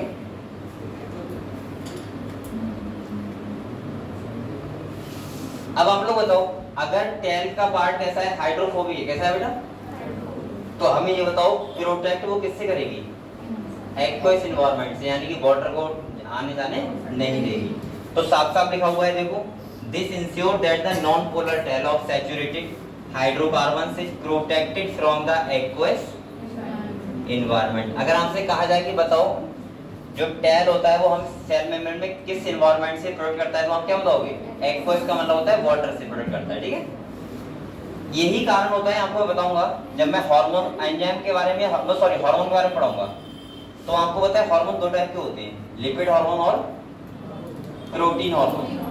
आपको पता होना चाहिए जो प्रोटीन हार्मोन होते हैं वो सेल के अंदर नहीं जाते हैं, क्योंकि हमारी मेम्ब्रेन किसकी बनी होती है? लिपिड से। और जो लिपिड मेम्ब्रेन होती है वो डायरेक्टली अंदर जाते हैं और डीएनए लेवल पे वर्क करते हैं। समझ गए आप लोग? ठीक। अगले कह रहा है बेटा, in addition to phospholipid membrane also contain cholesterol. इससे और साथ में क्या होता है? कोलेस्ट्रॉल क्या होता है? एक टाइप का वसा ही होता है, हाँ हिंदी में बोल रहे हैं, ठीक है। कह रहा है later biochemical investigation clearly reveal that the cell membrane also possess protein and carbohydrate. The ratio of protein and lipid very considerably in different cell type. अभी कह रहा है कि जो इसका रेशियो होता है वो लगभग क्या होता है? अलग अलग होता है। हालांकि जो मैंने स्टडी किया है वो इतना होता है, 52% प्रोटीन होता है और 40% क्या होता है? लिपिड होता है, और 8% क्या होता है? कार्बोहाइड्रेट। चाहे आप चाहो तो लिख लो ये बात। क्या लिखोगे बेटा? 52% प्रोटीन और 40% लिपिड और 8% कार्बोहाइड्रेट। चाहो तो लिख लो, यहाँ लिख लो साइड से ब्रैकेट में।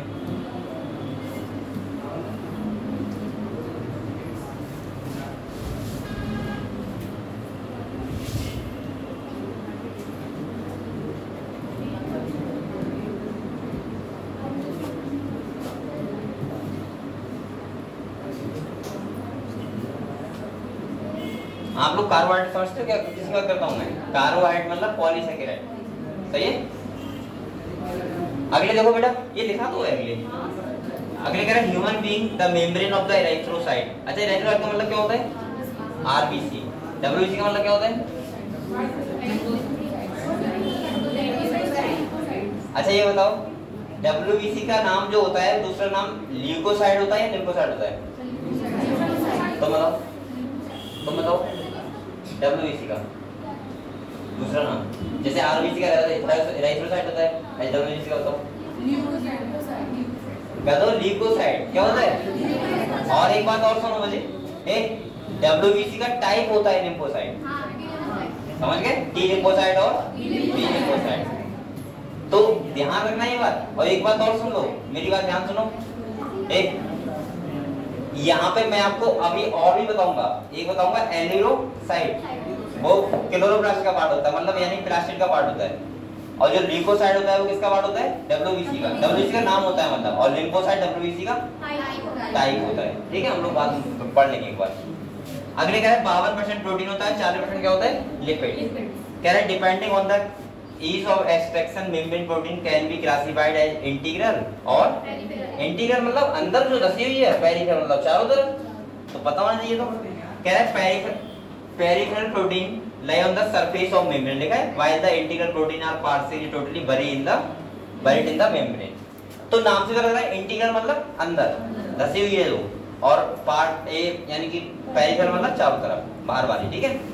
अब देखो स्ट्रक्चर देख लो एक बार बेटा। ये है एक सेल मेम्ब्रेन, क्या है? देखो ये जो मैंने कहा था आउटर साइड में क्या होता है? Head.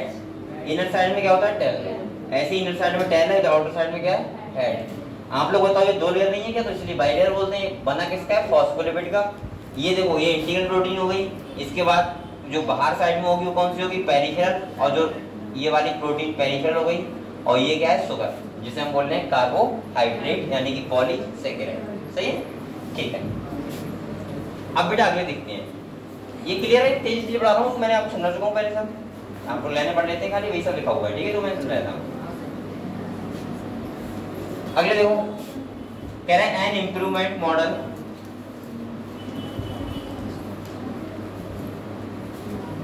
of the structure of cell membrane was proposed by Singer and, ये ध्यान रखना नाम, सिंगर एंड निकोलसन, और 1972 में दिया था।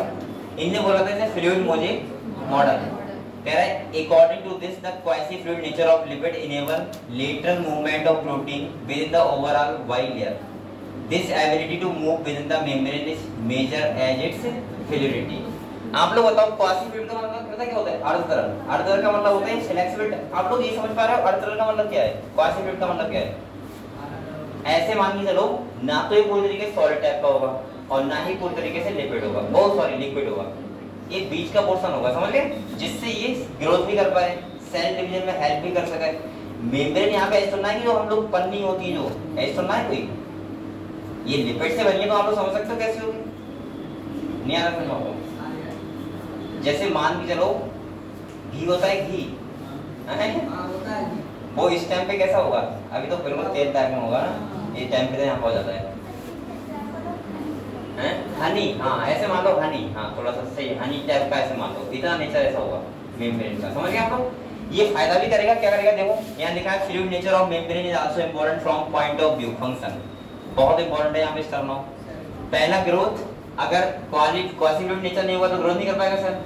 दूसरा formation of intercellular junction, secretion, endocytosis और सेल, ये सारे के सारे फंक्शन करता है कौन?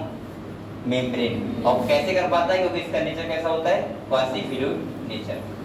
समझ गए? क्लियर हुआ? तो अगले हम लोग बात करेंगे अब ट्रांसपोर्ट की। इसे करेंगे बेटा। तो कह रहा है one of the most important function of the plasma membrane is the transport of the molecules across it. सही है? यानी कि क्या क्या चीज सेल से बाहर जाएगी और क्या सेल के अंदर आएगी, ये जो काम होता है वो किसका होता है? प्लाज्मा मेम्ब्रेन का। समझ गए बेटा? सारे फंक्शन ध्यान रखना, क्योंकि जब आप सारे फंक्शन समझ लोगे तो आप लोग समझ में आ जाएगा कि हमारी बॉडी में क्या चल रहा है और हमारा सेल कैसे फंक्शन कर रहा है। अब आपसे पूछा जाए कि बताओ सेल से चीजें बाहर जाती है अंदर आती है, उनको कौन देखता है? तो हम क्या बताओगे? Plasma membrane. सही है? कह रहा था मेम्ब्रेन सेलेक्टिवली, मैंने कहा सेलेक्टिवली होती है, permeable to some molecules present on either side of it. Many molecules can move briefly across the membrane without any requirement of energy and this is called the passive. कुछ molecule ऐसे जाते हैं जिनके लिए कोई भी रिक्वायरमेंट एनर्जी की नहीं होती है, तो इसीलिए उनको क्या बोलते हैं? Passive transport. समझ गए? ये साफ साफ लिखा हुआ है, without any requirement of energy. मैंने कहा था एक बार सुनो आप लोग, जैसे सपोज मानो आप पहाड़ पे चढ़ रहे हो तो एनर्जी रिक्वायरमेंट होगी। साइकिल से जा रहे हो, आपने बाइक से नहीं कर रहा हूँ, साइकिल से जा रहे हो, ठीक है? तो आप एटीवी खर्च करोगे नहीं करोगे? तो कौन सा ट्रांसपोर्ट हो गया? एक्टिव। अब आप पहाड़ों से नीचे आ रहे हो तो एनर्जी रिक्वायरमेंट होगी क्या? साइकिल बैठ के आराम से ब्रेक लगाने होंगे, बल्कि हैं पढ़ना भी जा रहा है तो ब्रेक लगाते जाओगे ना, और आप लोग ब्रेक लगाते आओगे, इसका मतलब क्या है? वो कौन सा ट्रांसपोर्ट होगा? पैसिव। समझ गए आप लोग? तो जहां एनर्जी की रिक्वायरमेंट वो एक्टिव और जहां नहीं है वो पैसिव। ठीक है, चलो कह रहा है अब ये neutral solute may move across the membrane by the process of simple diffusion along the concentration gradient from higher concentration to lower. Water may also move across this membrane from higher to lower. मैंने कहा था अभी। और कह रहा है इसको हम लोग क्या बोलते हैं? ऑस्मोसिस। मैंने बताया था गवर्न है उसमें पानी कितना ज्यादा एक तरफ कम है, तो आप लोग बताओ पानी किधर से किधर जाएगा? ज्यादा से कम की तरफ। तो बाउंस प्रोसेस क्या बोलेंगे? ऑस्मोसिस। और वो किसका एग्जांपल है? पैसिव ट्रांसपोर्ट, यानी कि वो एक्टिव ट्रांसपोर्ट नहीं है। क्लियर हुआ एकदम? कह रहे हैं as the polar molecule can not pass through the non polar lipid they require a carrier protein. अभी मैंने कहा था इंटीग्रल प्रोटीन जो लगी होती है उसी को हम लोग क्या बोलते हैं? Carrier protein. अगले देखो, और कह रहा है बेटा of the membrane to facilitate the transport across the membrane a few ions of molecules are transport across the membrane against their concentration। लिखा है against, वो फ्लेवर में था, ये कैसा है? against मतलब low to high, या लिखा तो from lower to higher। Such a transport is an energy dependent process in which ATP is utilized. आप लोग ये पता है एनर्जी जो खर्च होती है किस फॉर्म में होती है? एटीपी फॉर्म में। हमारे अंदर जो एटीपी होते हैं वही तो हमारे अंदर एनर्जी होती है। अब ऐसा ना कि हम पेट्रोल पी रहे हैं, हम तो क्या बन रहे हैं हमारे अंदर खाना खा रहे हैं, उससे क्या बन रहा है? एटीपी बन रहा है। और कह रहा है ATP utilise is for the active transport. इसमें एग्जांपल क्या है? Sodium potassium bond. अभी आप लोग एक बार पानी पी लो, फिर मैं पूरा समझा रहा हूँ, ठीक है? क्या पढ़ा है? अरे जाने के लिए नहीं बोलता हूँ, बदो यहाँ पीने के लिए बोलता हूँ। आप लोग बॉटल उतर रखा करो, कौन बॉटल तो नहीं रखते हो आप लोग? जब तक आप पानी नहीं पियोगे तो आपको तो एनर्जी कैसे रहेगी? आप लोग लगातार पानी पियो, लेकिन इतना पिया करो कि 1.5 घंटे बैठ पाओ यहाँ पे। तो लोग भागते बहुत है।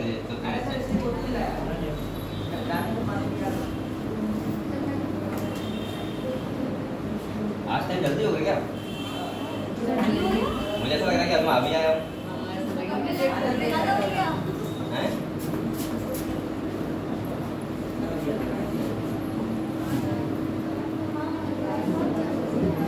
आपके माइंड में मिनट तो नहीं चलना है। यहाँ देखो 4:35 हुआ है, ठीक है? अभी 20, अभी कितना बचा है? 25 मिनट बचा है, ठीक है? चलो रिवाइज कर लो।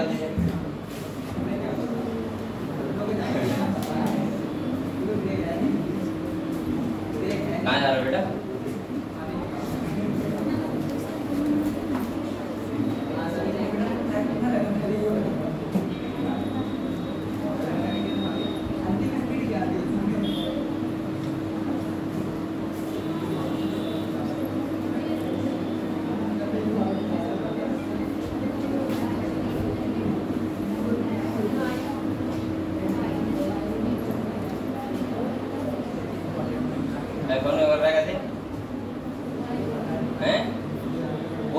फोन करोगे?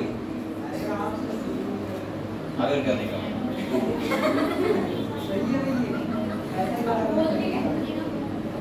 ये वाला बताना बेटा, which of the following represent maximum number of species among global biodiversity?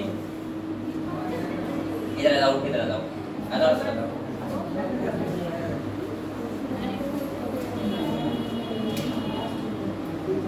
बताओ कौन सा?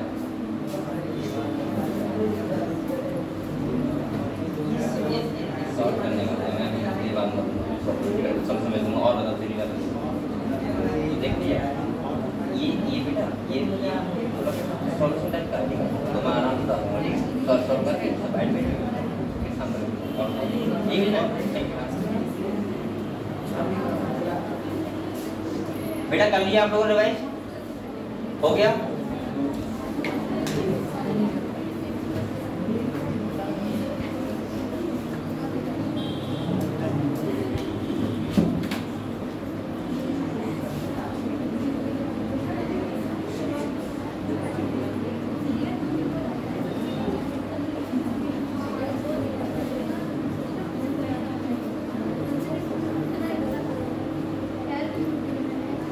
चलो पढ़े, अब अगले बढ़ते हैं, ठीक है?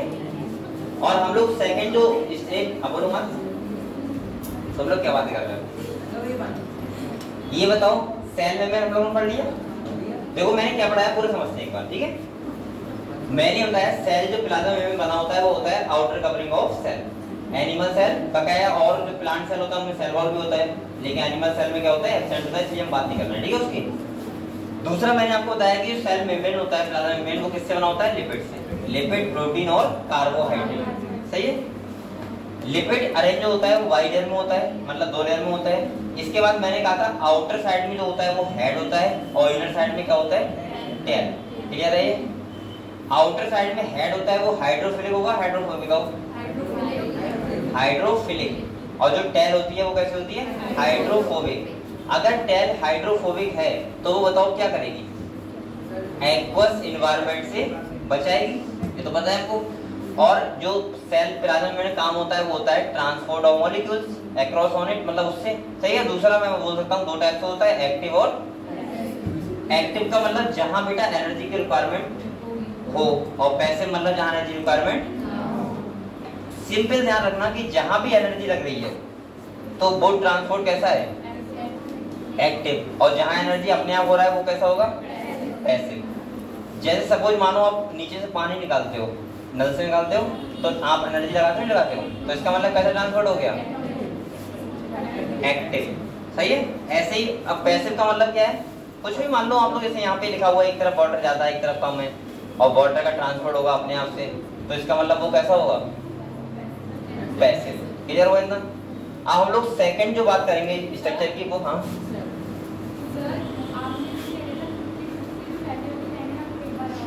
कौन सी,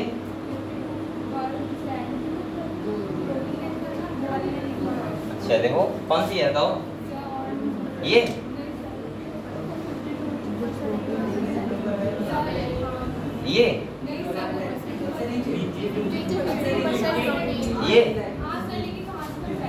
कहाँ से, यहाँ से, कहाँ है, यहाँ से, यहाँ से पूरा ही समझा दे रहा हूँ, तो क्या लिखा है, यहाँ से यहाँ तक समझा दे रहा हूँ, ठीक है। ये तो समझा रहे हो। देखो क्या लिखा है, later biochemical investigation clearly revealed that the cell membrane also possess protein and, बाद में पता लगा कि प्रोटीन भी होता है और कार्बोहाइड्रेट भी होता है इसके पास। कह रहे थे ratio of protein and lipid very considerable in different cell type. ये कह रहा है कि जो प्रोटीन और लिपिड का रेशियो होगा वो अलग अलग सेल में अलग अलग वेरी कर सकता है, मतलब डिफरेंट हो सकता है। ऐसा नहीं कि कतई साफ साफ लिखा हुआ यही है, वेरी का मतलब होता है डिफरेंट। जैसे अगर मान लो सपोज मानो हम लोगों ने आरबीसी की स्टडी किया, अब अगर हम दूसरी सेल की स्टडी करें, कोई हार्ट सेल की करें, तो हो सकता है उसमें कम हो, ये रेशियो चेंज हो सकता है। अगले कह रहा है बेटा द मेम्ब्रेन ऑफ द इराइथ्रोसाइट। अब यहाँ पे जो लिखा है वो किसका लिखा है, आरबीसी का, इराइथ्रोसाइट का। इराइथ्रोसाइट को बोलते हैं आरबीसी। और कह रहा है हैज अप्रोक्सीमेटली 52% प्रोटीन, 40% लिपिड और साथ में लिख लो 8% कार्बोहाइड्रेट। ये खाली आरबीसी का है, ऐसा नहीं कि हर सेल का है। माने उसने साफ साफ लिखा है कि हर सेल के अकॉर्डिंग ये रेशियो वेरी कर सकता है। समझ आया, इतना यही पूछना है। और बताऊं, ठीक है। तो हम लोग आते हैं बेटा किस पे, सेल वॉल पे। किस पे आते हैं, आप लोग मुझे बताओ, मैं बहुत बार आपको बता चुका हूँ, सेल वॉल आउटर कवरिंग होती है, प्लांट सेल के पास होता है सेल वॉल। दूसरा आपको बताया फंगस के पास होता है सेल वॉल, बैक्टीरिया के पास होता है सेल वॉल। होता नहीं है तो किसके पास, एनिमल के पास। मैं ऐसे बोल सकता हूँ कि सेल वॉल जो होता है, हम सेल वॉल को देख के समझ जाते हैं कि वो प्लांट है या फिर एनिमल। अब आप लोग ये बताओ मुझे, सेल वॉल जो होता है वो लिविंग स्ट्रक्चर है non living, non living structure है, तो इसका मतलब वो हेल्प क्या करेगा, आप लोग बताओ, सपोर्ट करेगा, मैं डैमेज से बचाएगा, सेल डैमेज ना हो, इन्फेक्शन ना हो सेल में, यही होता है। ठीक है। अब दूसरी बात सुनो, अगर यहाँ पे मैं आपसे ये कहूँ सेल वॉल जो होता है वो अलग अलग एनिमल में, वो सॉरी अलग अलग प्लांट में अलग अलग टाइप का होता है। जैसे जो प्लांट होते हैं उनमें सेल वॉल होता है वो किससे बना होता है, सेल्यूलोज। किससे होता है। दूसरा अगर हम बात करें फंगस की, तो आप बताओ किसका होता है सेल वॉल, काइटिन। अगर हम बात करें बैक्टीरिया की तो किसका होता है, पेप्टिडोग्लाइकन। किसका होता है। लेकिन जो ट्रू सेल वॉल होता है वो होता है प्लांट के पास, और जो बना होता है सेल्यूलोज। समझ गए आप लोग, क्लियर है। सेल्यूलोज क्या है, टाइप का पॉलीसेकेराइड। क्या है, पॉलीसेकेराइड है। तो हम लोग सेल वॉल के अंदर पढ़े, ये तो कोई बहुत ज्यादा कठिन नहीं है, क्योंकि ये तो आपको पता है प्लांट सेल की आउटर कवरिंग होती है सेल वॉल। ठीक है, उसका भित्ति बोलते हैं हिंदी में। समझ गए, ठीक है। तो देखो कह रहे हैं as you may recall a non living, कैसा लिखा है, rigid structure called the cell wall form an outer covering for the plasma membrane of fungi and, यहाँ आप लिख सकते हो बैक्टीरिया भी, लेकिन बैक्टीरिया का आउटर नहीं होगा। बैक्टीरिया का आउटर क्या होता है, ग्लाइकोकैरिक्स, लेकिन सेल वॉल उसके बाद से प्रेजेंट होता है।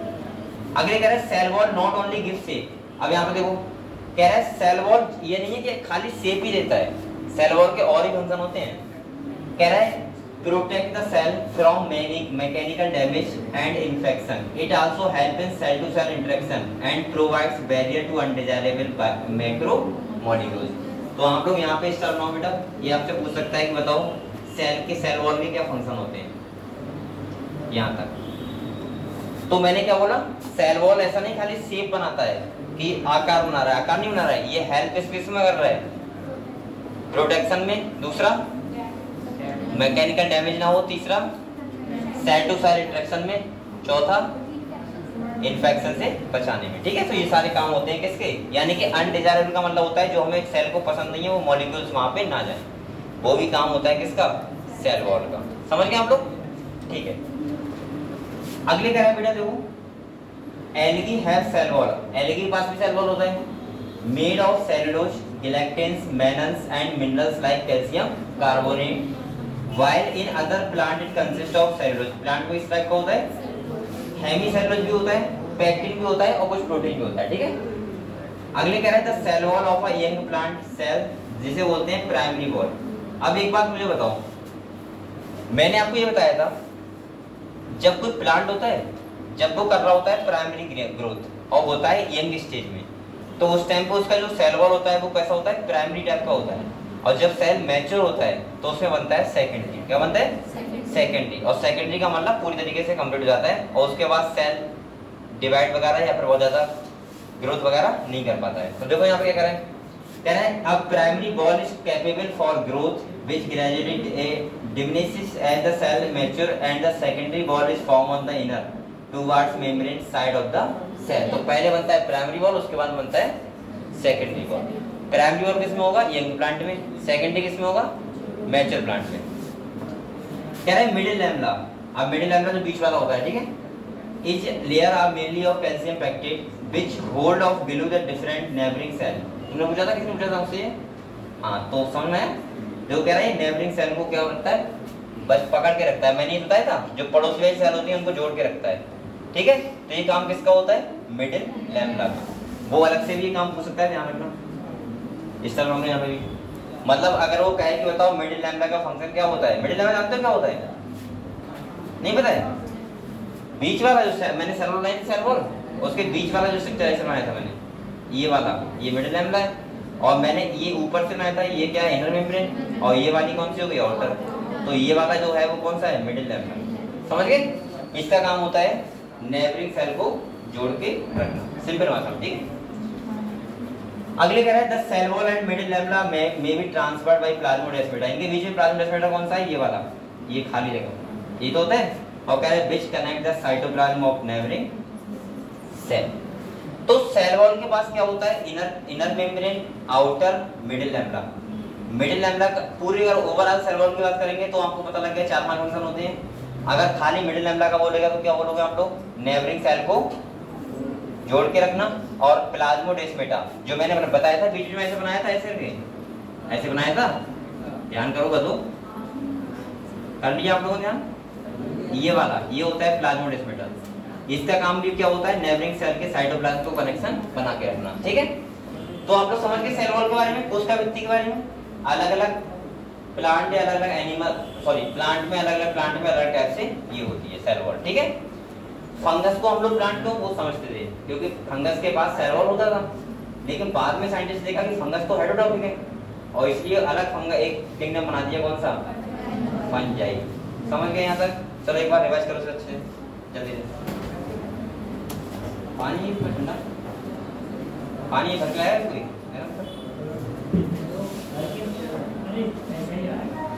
ठंडा ऐसे आ रहा है, ठीक है।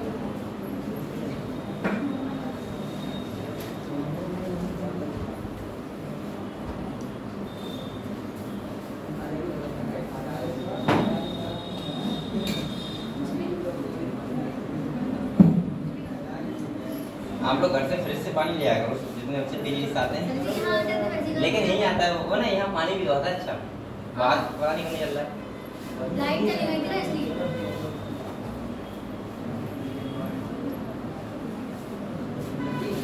हाँ सर जी बताओ। मैंने कल सारी कब सुनाई थी? कहाँ पे? यूट्यूब पे? कौन सा है? अरे वो मेरी वीडियो बड़ी है,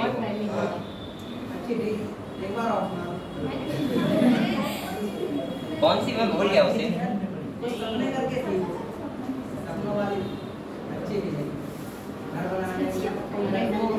अच्छा अच्छा अच्छा, वो मेरे यूट्यूब चैनल पे पड़ी हुई है ना। यूट्यूब चैनल मैंने बंद कर दिया, मैं फिर से स्टार्ट करूंगा। थोड़ा एक तो अकेले कर क्या करूँ वो समझ नहीं आता मुझे। इतने सारे काम है मेरे पास कि मैं इतना बिजी रहता हूँ कि आपको समझ नहीं सकते। अब मैं वो भी सोचूंगा, लेकिन उसके लिए फिर पूरी रात भी बिजी रहना पड़ता है भाई, बहुत काम है। तो मैनेज करने के लिए या तो मैं कोई आदमी रहूँगा, अभी थोड़ा रुक जाएगा।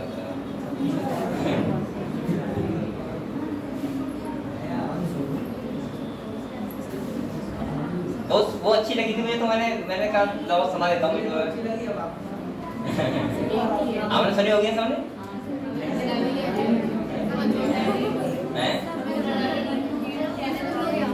सक्सेस बायोलॉजी करके, सक्सेस बायोलॉजी एक तो अवधि का है, वो तो अलग है। एक है सक्सेस बायोलॉजी करके, वो स्टार्ट किया थोड़े दिन किया था, उसके बाद बंद कर दिया। फिर इतना मेहनत करनी मिला, रात में पहले बुक बनाओ, फिर अपलोड करो, बहुत टाइम लगता है, फिर एडिट करो उससे। फिलहाल में मेरा वीडियो पे 1000 से ज्यादा व्यू आ गए थे एक वीडियो पे, तो पहली वाली वीडियो पे 1000 से ज्यादा व्यू है। फिर मैंने बनाना छोड़ दिया। अगर मैं शायद 6 महीने बना दूं तो अच्छे खासे सब्सक्राइब हो जाएंगे मेरे वीडियो।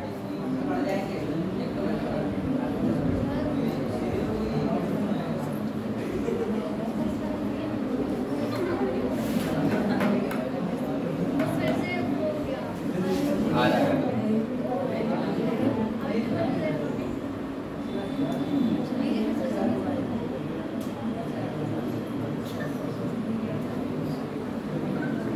चलो ये क्या हो रहा है?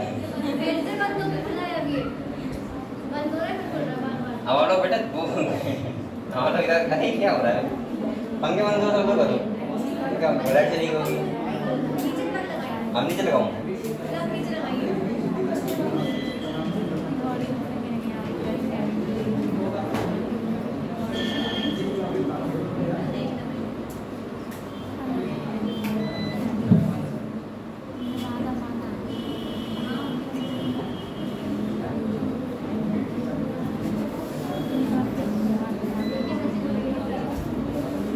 चलो बढ़ो, ये पढ़ ले, ये पढ़ा है समझ। शायरी बेटा वो मैंने सुना था। अच्छा मैंने ये लिखा बोला था, कभी नजरें मिलाने में जमाने बीत जाते हैं, कभी नजरें चुराने में जमाने बीत जाते हैं, किसी ने खोली हुई पलके तो सोने की नगरी में, और किसी को घर लाने में जमाने बीत जाते हैं। ये था बस, ठीक है। चलो अरे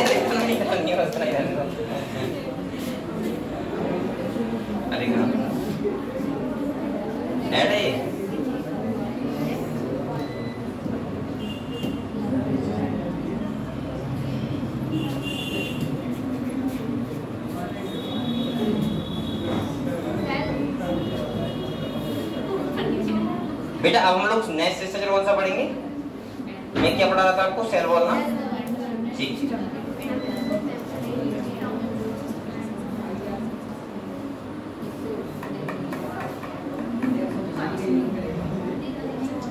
हम लोग नेक्स्ट टॉपिक पढ़ेंगे, उसका नाम क्या है? Endo membrane system. पहले आप लोग ये समझो एंडो मेम्ब्रेन सिस्टम होता क्या है। सुनो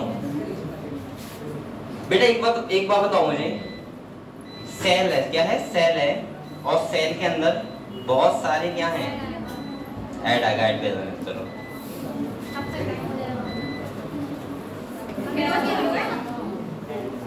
सुन लो, चलो ऐसे सुन लो। अब ऐसे सुना है आपको? देखो एक बात बताओ मुझे, सेल के अंदर बहुत सारे ऑर्गेन्स हैं। आपको बताए न्यूक्लियस है, आपको बताए गोल्जी बॉडी है, लाइसोसोम है, राइबोसोम है, वैक्यूल्स है, बहुत सारे ऑर्गेन्स हैं सेल के अंदर। क्या सारे ऑर्गेन्स ऐसे हैं जो एक दूसरे के ऊपर डिपेंडेंट रहते हैं, या कुछ ऑर्गेन्स ऐसे भी हैं जो कैसे हैं? इंडिपेंडेंट। जैसे ध्यान सुनो बेटा, इंपॉर्टेंट है। जैसे हम लोग ये बताओ, माइटोकॉन्ड्रिया है, माइटोकॉन्ड्रिया का फंक्शन किसी और ऑर्गेन्स पे डिपेंड करता है क्या? नहीं, क्योंकि माइटोकॉन्ड्रिया काम क्या होता है? रेस्पिरेशन में हेल्प करना। सही है, तो वो तो भाई ऐसा होगा, ग्लूकोज आएगा वो रेस्पिरेशन कर देगा, उससे क्या मतलब? एटीपी दे देगा। ऐसे क्लोरोप्लास्ट, बताओ क्या दूसरे ऑर्गेन्स पे डिपेंड रहता है? नहीं, क्योंकि उसके पास क्लोरोफिल है और वो अकेले ही फोटोसिंथेसिस करवाता है। लेकिन कुछ ऑर्गेनेल्स ऐसे होते हैं सेल के अंदर जो एंडोमेम्ब्रेन का मतलब है ऐसे ऑर्गेनेल्स, ध्यान सुनो, है जो कोऑर्डिनेट मैनर में फंक्शन करें। कोऑर्डिनेट का मतलब समझे आप लोग? अगर एक ऑर्गेनेल फंक्शन नहीं करेगा, दूसरा नहीं करेगा, दूसरा नहीं करेगा तो तीसरा नहीं करेगा, तीसरा नहीं करेगा तो चौथा। ऐसे जितने भी ऑर्गेनेल्स जो एक दूसरे ऑर्गेनेल्स के ऊपर डिपेंडेंट रहते हैं फंक्शन के लिए, या मैं ऐसे बोल सकता हूं जो फंक्शन करते हैं कोऑर्डिनेट मैनर में, तो मैं ऐसे बोल सकता हूं ऐसे ऑर्गेन्स को हम लोग पढ़ेंगे किसमें? एंडोमेम्ब्रेन सिस्टम में। जैसे आप लोग समझो कोऑर्डिनेट मैनर होता क्या है? सपोज मानो मैं आप लोगों से कहूँ कि इतने बच्चे यहाँ पे बैठे हैं, सब मिलके एक प्रोजेक्ट बनाओगे। क्या बनाओगे? प्रोजेक्ट। और मैं एक एक करके आपको टॉपिक दे दूं कि तुम्हारा काम ये रहेगा, तुम्हारा काम ये रहेगा, तुम्हारा काम ये रहेगा, तुम्हारा काम ये रहेगा। तो आप लोग जो काम कर रहे हो, प्रोजेक्ट बना रहे हो, वो कौन से मैनर बना रहे हो? कोऑर्डिनेट मैनर में। एक मैं ऐसे कर दूं कि तुम्हारा प्रोजेक्ट अलग रहेगा, तुम्हारा अलग रहेगा, तो इसका मतलब तुम एक दूसरे से क्या हो? इंडिपेंडेंट हो। तुम कुछ भी बनाओ, दूसरा कुछ भी बनाए। समझ गए आप लोग? तो यहाँ पे कुछ ऑर्गेन्स ऐसे होते हैं जो फंक्शन करते हैं कोऑर्डिनेट मैनर में। तो वो कौन कौन से होते हैं? जैसे पहला होता है एंडोप्लाज्मिक रेटिकुलम। कौन होता है? चल कौन मेरा है? अभी नहीं चल रहा है ना, बंद कर दें। ये चल रहा है, लक्ष्य करेगा ना, अच्छा लग रहा है, सही है। यहाँ पता है क्या होता? यहाँ ऐसा होता है, एसी लगा होता है और बिल्कुल थोड़ा थोड़ा अंधेरा होता है।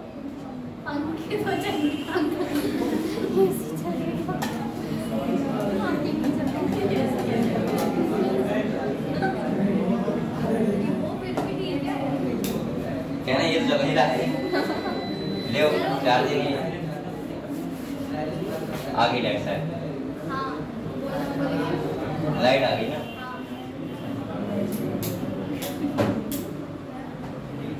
एसी लगने वाला है ना, ठंडा लग जाएगा।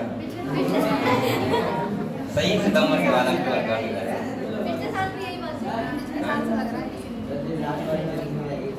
कौन सी? अरे पहले लाइट चली गई थी, वो पहले ये आ गई कैसे? क्या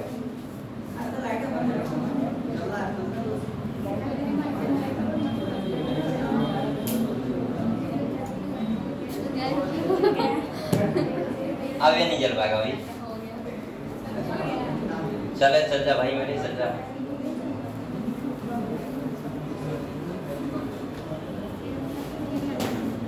आप रिवाइज कर लो तक, करना रिवाइज। अभी 10 मिनट है ना, अभी तो आप सुनने जा रहे हो।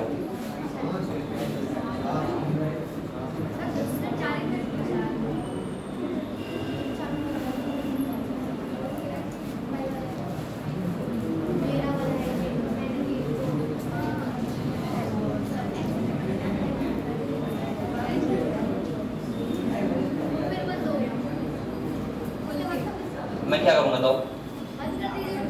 या नीचे से लगाऊँ, यहाँ से? तब नहीं चल पाएगा ना। ये जो बल्ब बंद कर दें सारे, नहीं थोड़ा करंट कम हो जाएगा ना। अभी देख रहे हैं उठ रहा है नहीं उठ रहा है? अभी एक से तो पता लग जाए पहले।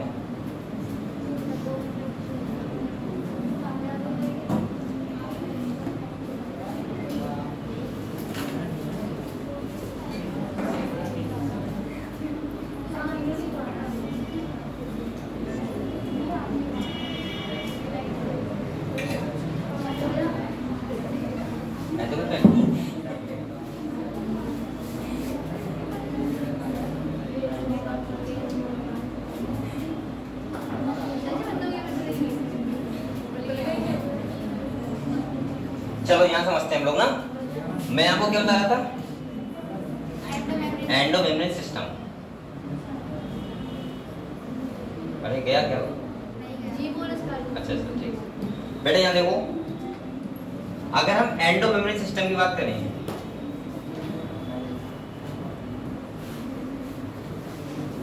तो ऐसे ऑर्गेन्स जो एक के दूसरे के ऊपर कोऑर्डिनेट पैटर्न में फंक्शन करते हैं। कैसे फंक्शन करते हैं बेटा?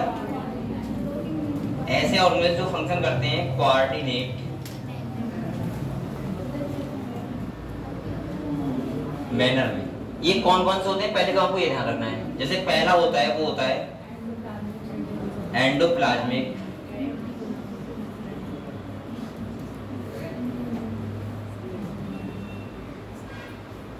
दूसरा जो होता है वो होता है गोल्जी बॉडी या गोल्जी एपिटस, ठीक है।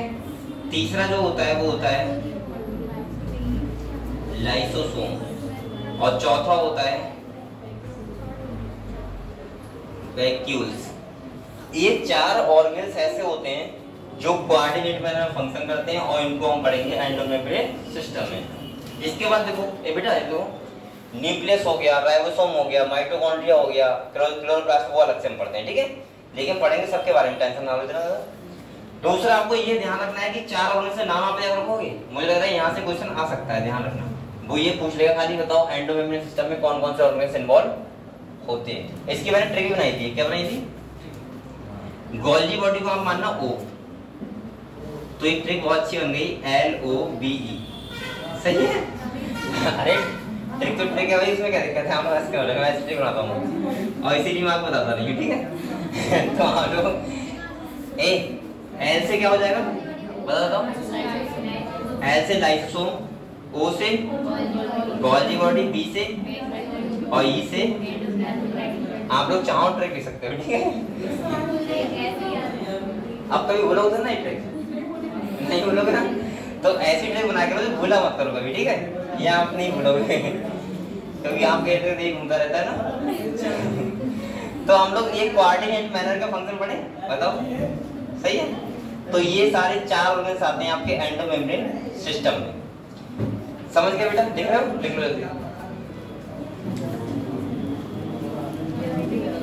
ये लाइसोसोम लिखा है, लाइसोसोम, ये क्या है, G O से गोल्जी बॉडी और B से वैक्यूल और E से ER, ठीक है।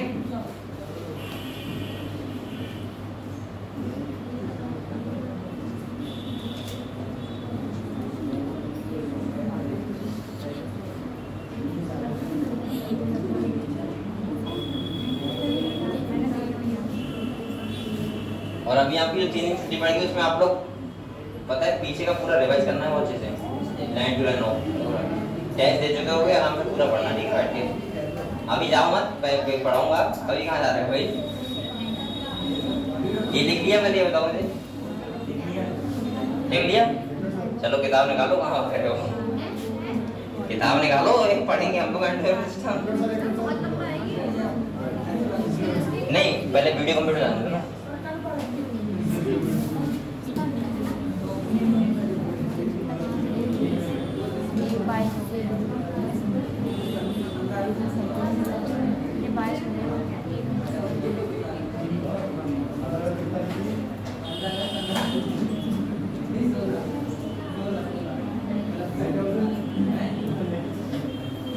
देखो बेटा यहाँ पे क्या क्या लिखा हुआ समझते हैं, ठीक है, थोड़ा सा पढ़ लेते हैं, थोड़ा बहुत पढ़ लेते हैं हम लोग, कैसे यहाँ देखो कह रहा है while each of the membranes organelles is distinct in term of its structure and function.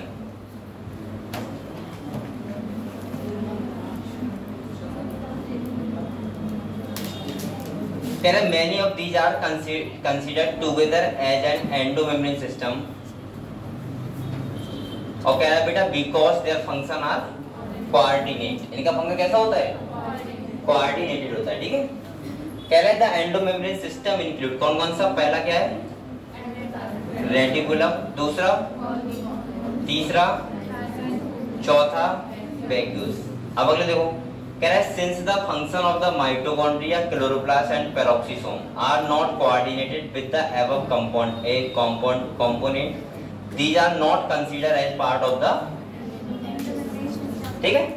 तो कौन कौन से बोले, कौन कौन से कंसीडर नहीं किए हैं, तो माइटोकॉन्ड्रिया और क्लोरोप्लास्ट और, तो आप लोग बेटा 3 नाम याद रखना कैसी भी करके, ये वाला ये भी इंपॉर्टेंट है। वो ये पूछ सकता है कि बताओ कौन से एंडोमेम्ब्रेन सिस्टम में नहीं है और कौन से हैं, तो कोई से क्वेश्चन बना सकता है, वो हैं तो आपको ऊपर के 4 लिखने हैं और नहीं है तो नीचे के 3 लिखने हैं, ठीक है। ये वाले हैं नॉट कंसीडर में, कौन से वाले बेटा, ये वाले 3 हैं नॉट कंसीडर में और ऊपर वाले 4 हैं जो कंसीडर्ड, ये ठीक है, इतना आपको ध्यान रखना है, क्लियर। इसके बाद सबसे पहला जो हमारा ऑर्गेनेल्स है वो एंडोप्लाज्मिक रेटिकुलम, थोड़ा समझ लो इसके बारे में, ठीक है। देखो यहाँ पे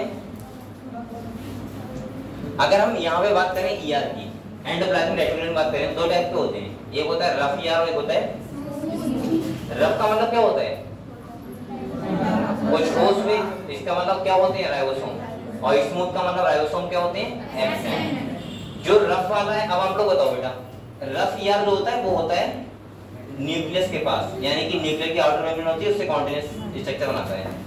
दूसरा जो रफ वाला होता है उसका जो राइबोसोम है तो वो हेल्प किस पे करेगा, साइट ऑफ प्रोटीन सिंथेसिस। और जो स्मूथ वाला होता है वो किस में पड़ता है? लिपिड सिंथेसिस में। किस में करता है? लेकिन उसके बाद राइबोसोम नहीं होते। तो आप लोग ये सारी कुछ स्ट्रक्चर आपको ध्यान रखने चलो कल ही पढ़ेंगे, लेकिन आपको सुनो पहले कुछ बात सुनो। इसका मतलब ये है, आप एक गधों पहले भेज दूंगा, इसका मतलब ये नहीं कि मेरा भी लॉस होगा। इसका मतलब ये है कि यहाँ पे 1 घंटा 30 मिनट की वीडियो होनी चाहिए, ये तो चीज होती है, कोई ऊपर जाती है ना वीडियो। अब दूसरा सुनो, आप लोग ये जो टेस्ट होगा आप लोगों का किसका होगा? फर्स्ट यूनिट का होगा। आप लोग बहुत मेहनत करनी घर पे जाके 2 दिन तक, आज भी और कल भी। और आज शाम को मैं जो ऑनलाइन क्लास लूंगा उसमें जो मैं पढ़ाऊंगा वो कौन सा चैप्टर पढ़ाऊंगा? Animal kingdom. मैं रिवीजन क्वेश्चन के थ्रू करवाता रहूंगा, ठीक है, पूरे चैप्टर का भी, और आपको सारी बातें हम लोग बता सकते हैं, ठीक है। चलो तो मिलते हैं शाम को 8:30 बजे मिलते हैं, ठीक है, ठीक है।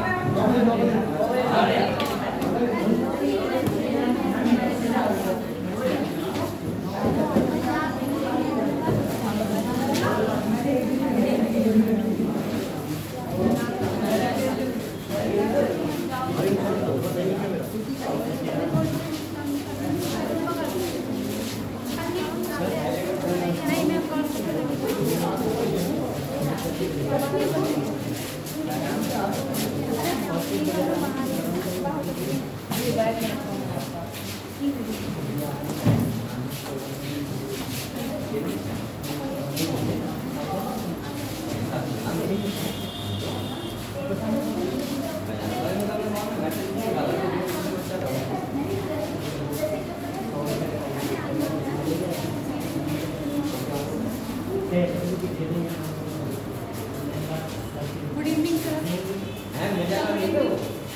Good evening. वो तो नॉर्मल पता नहीं कौन सा वो कुछ पट्टी वगैरह आई थी।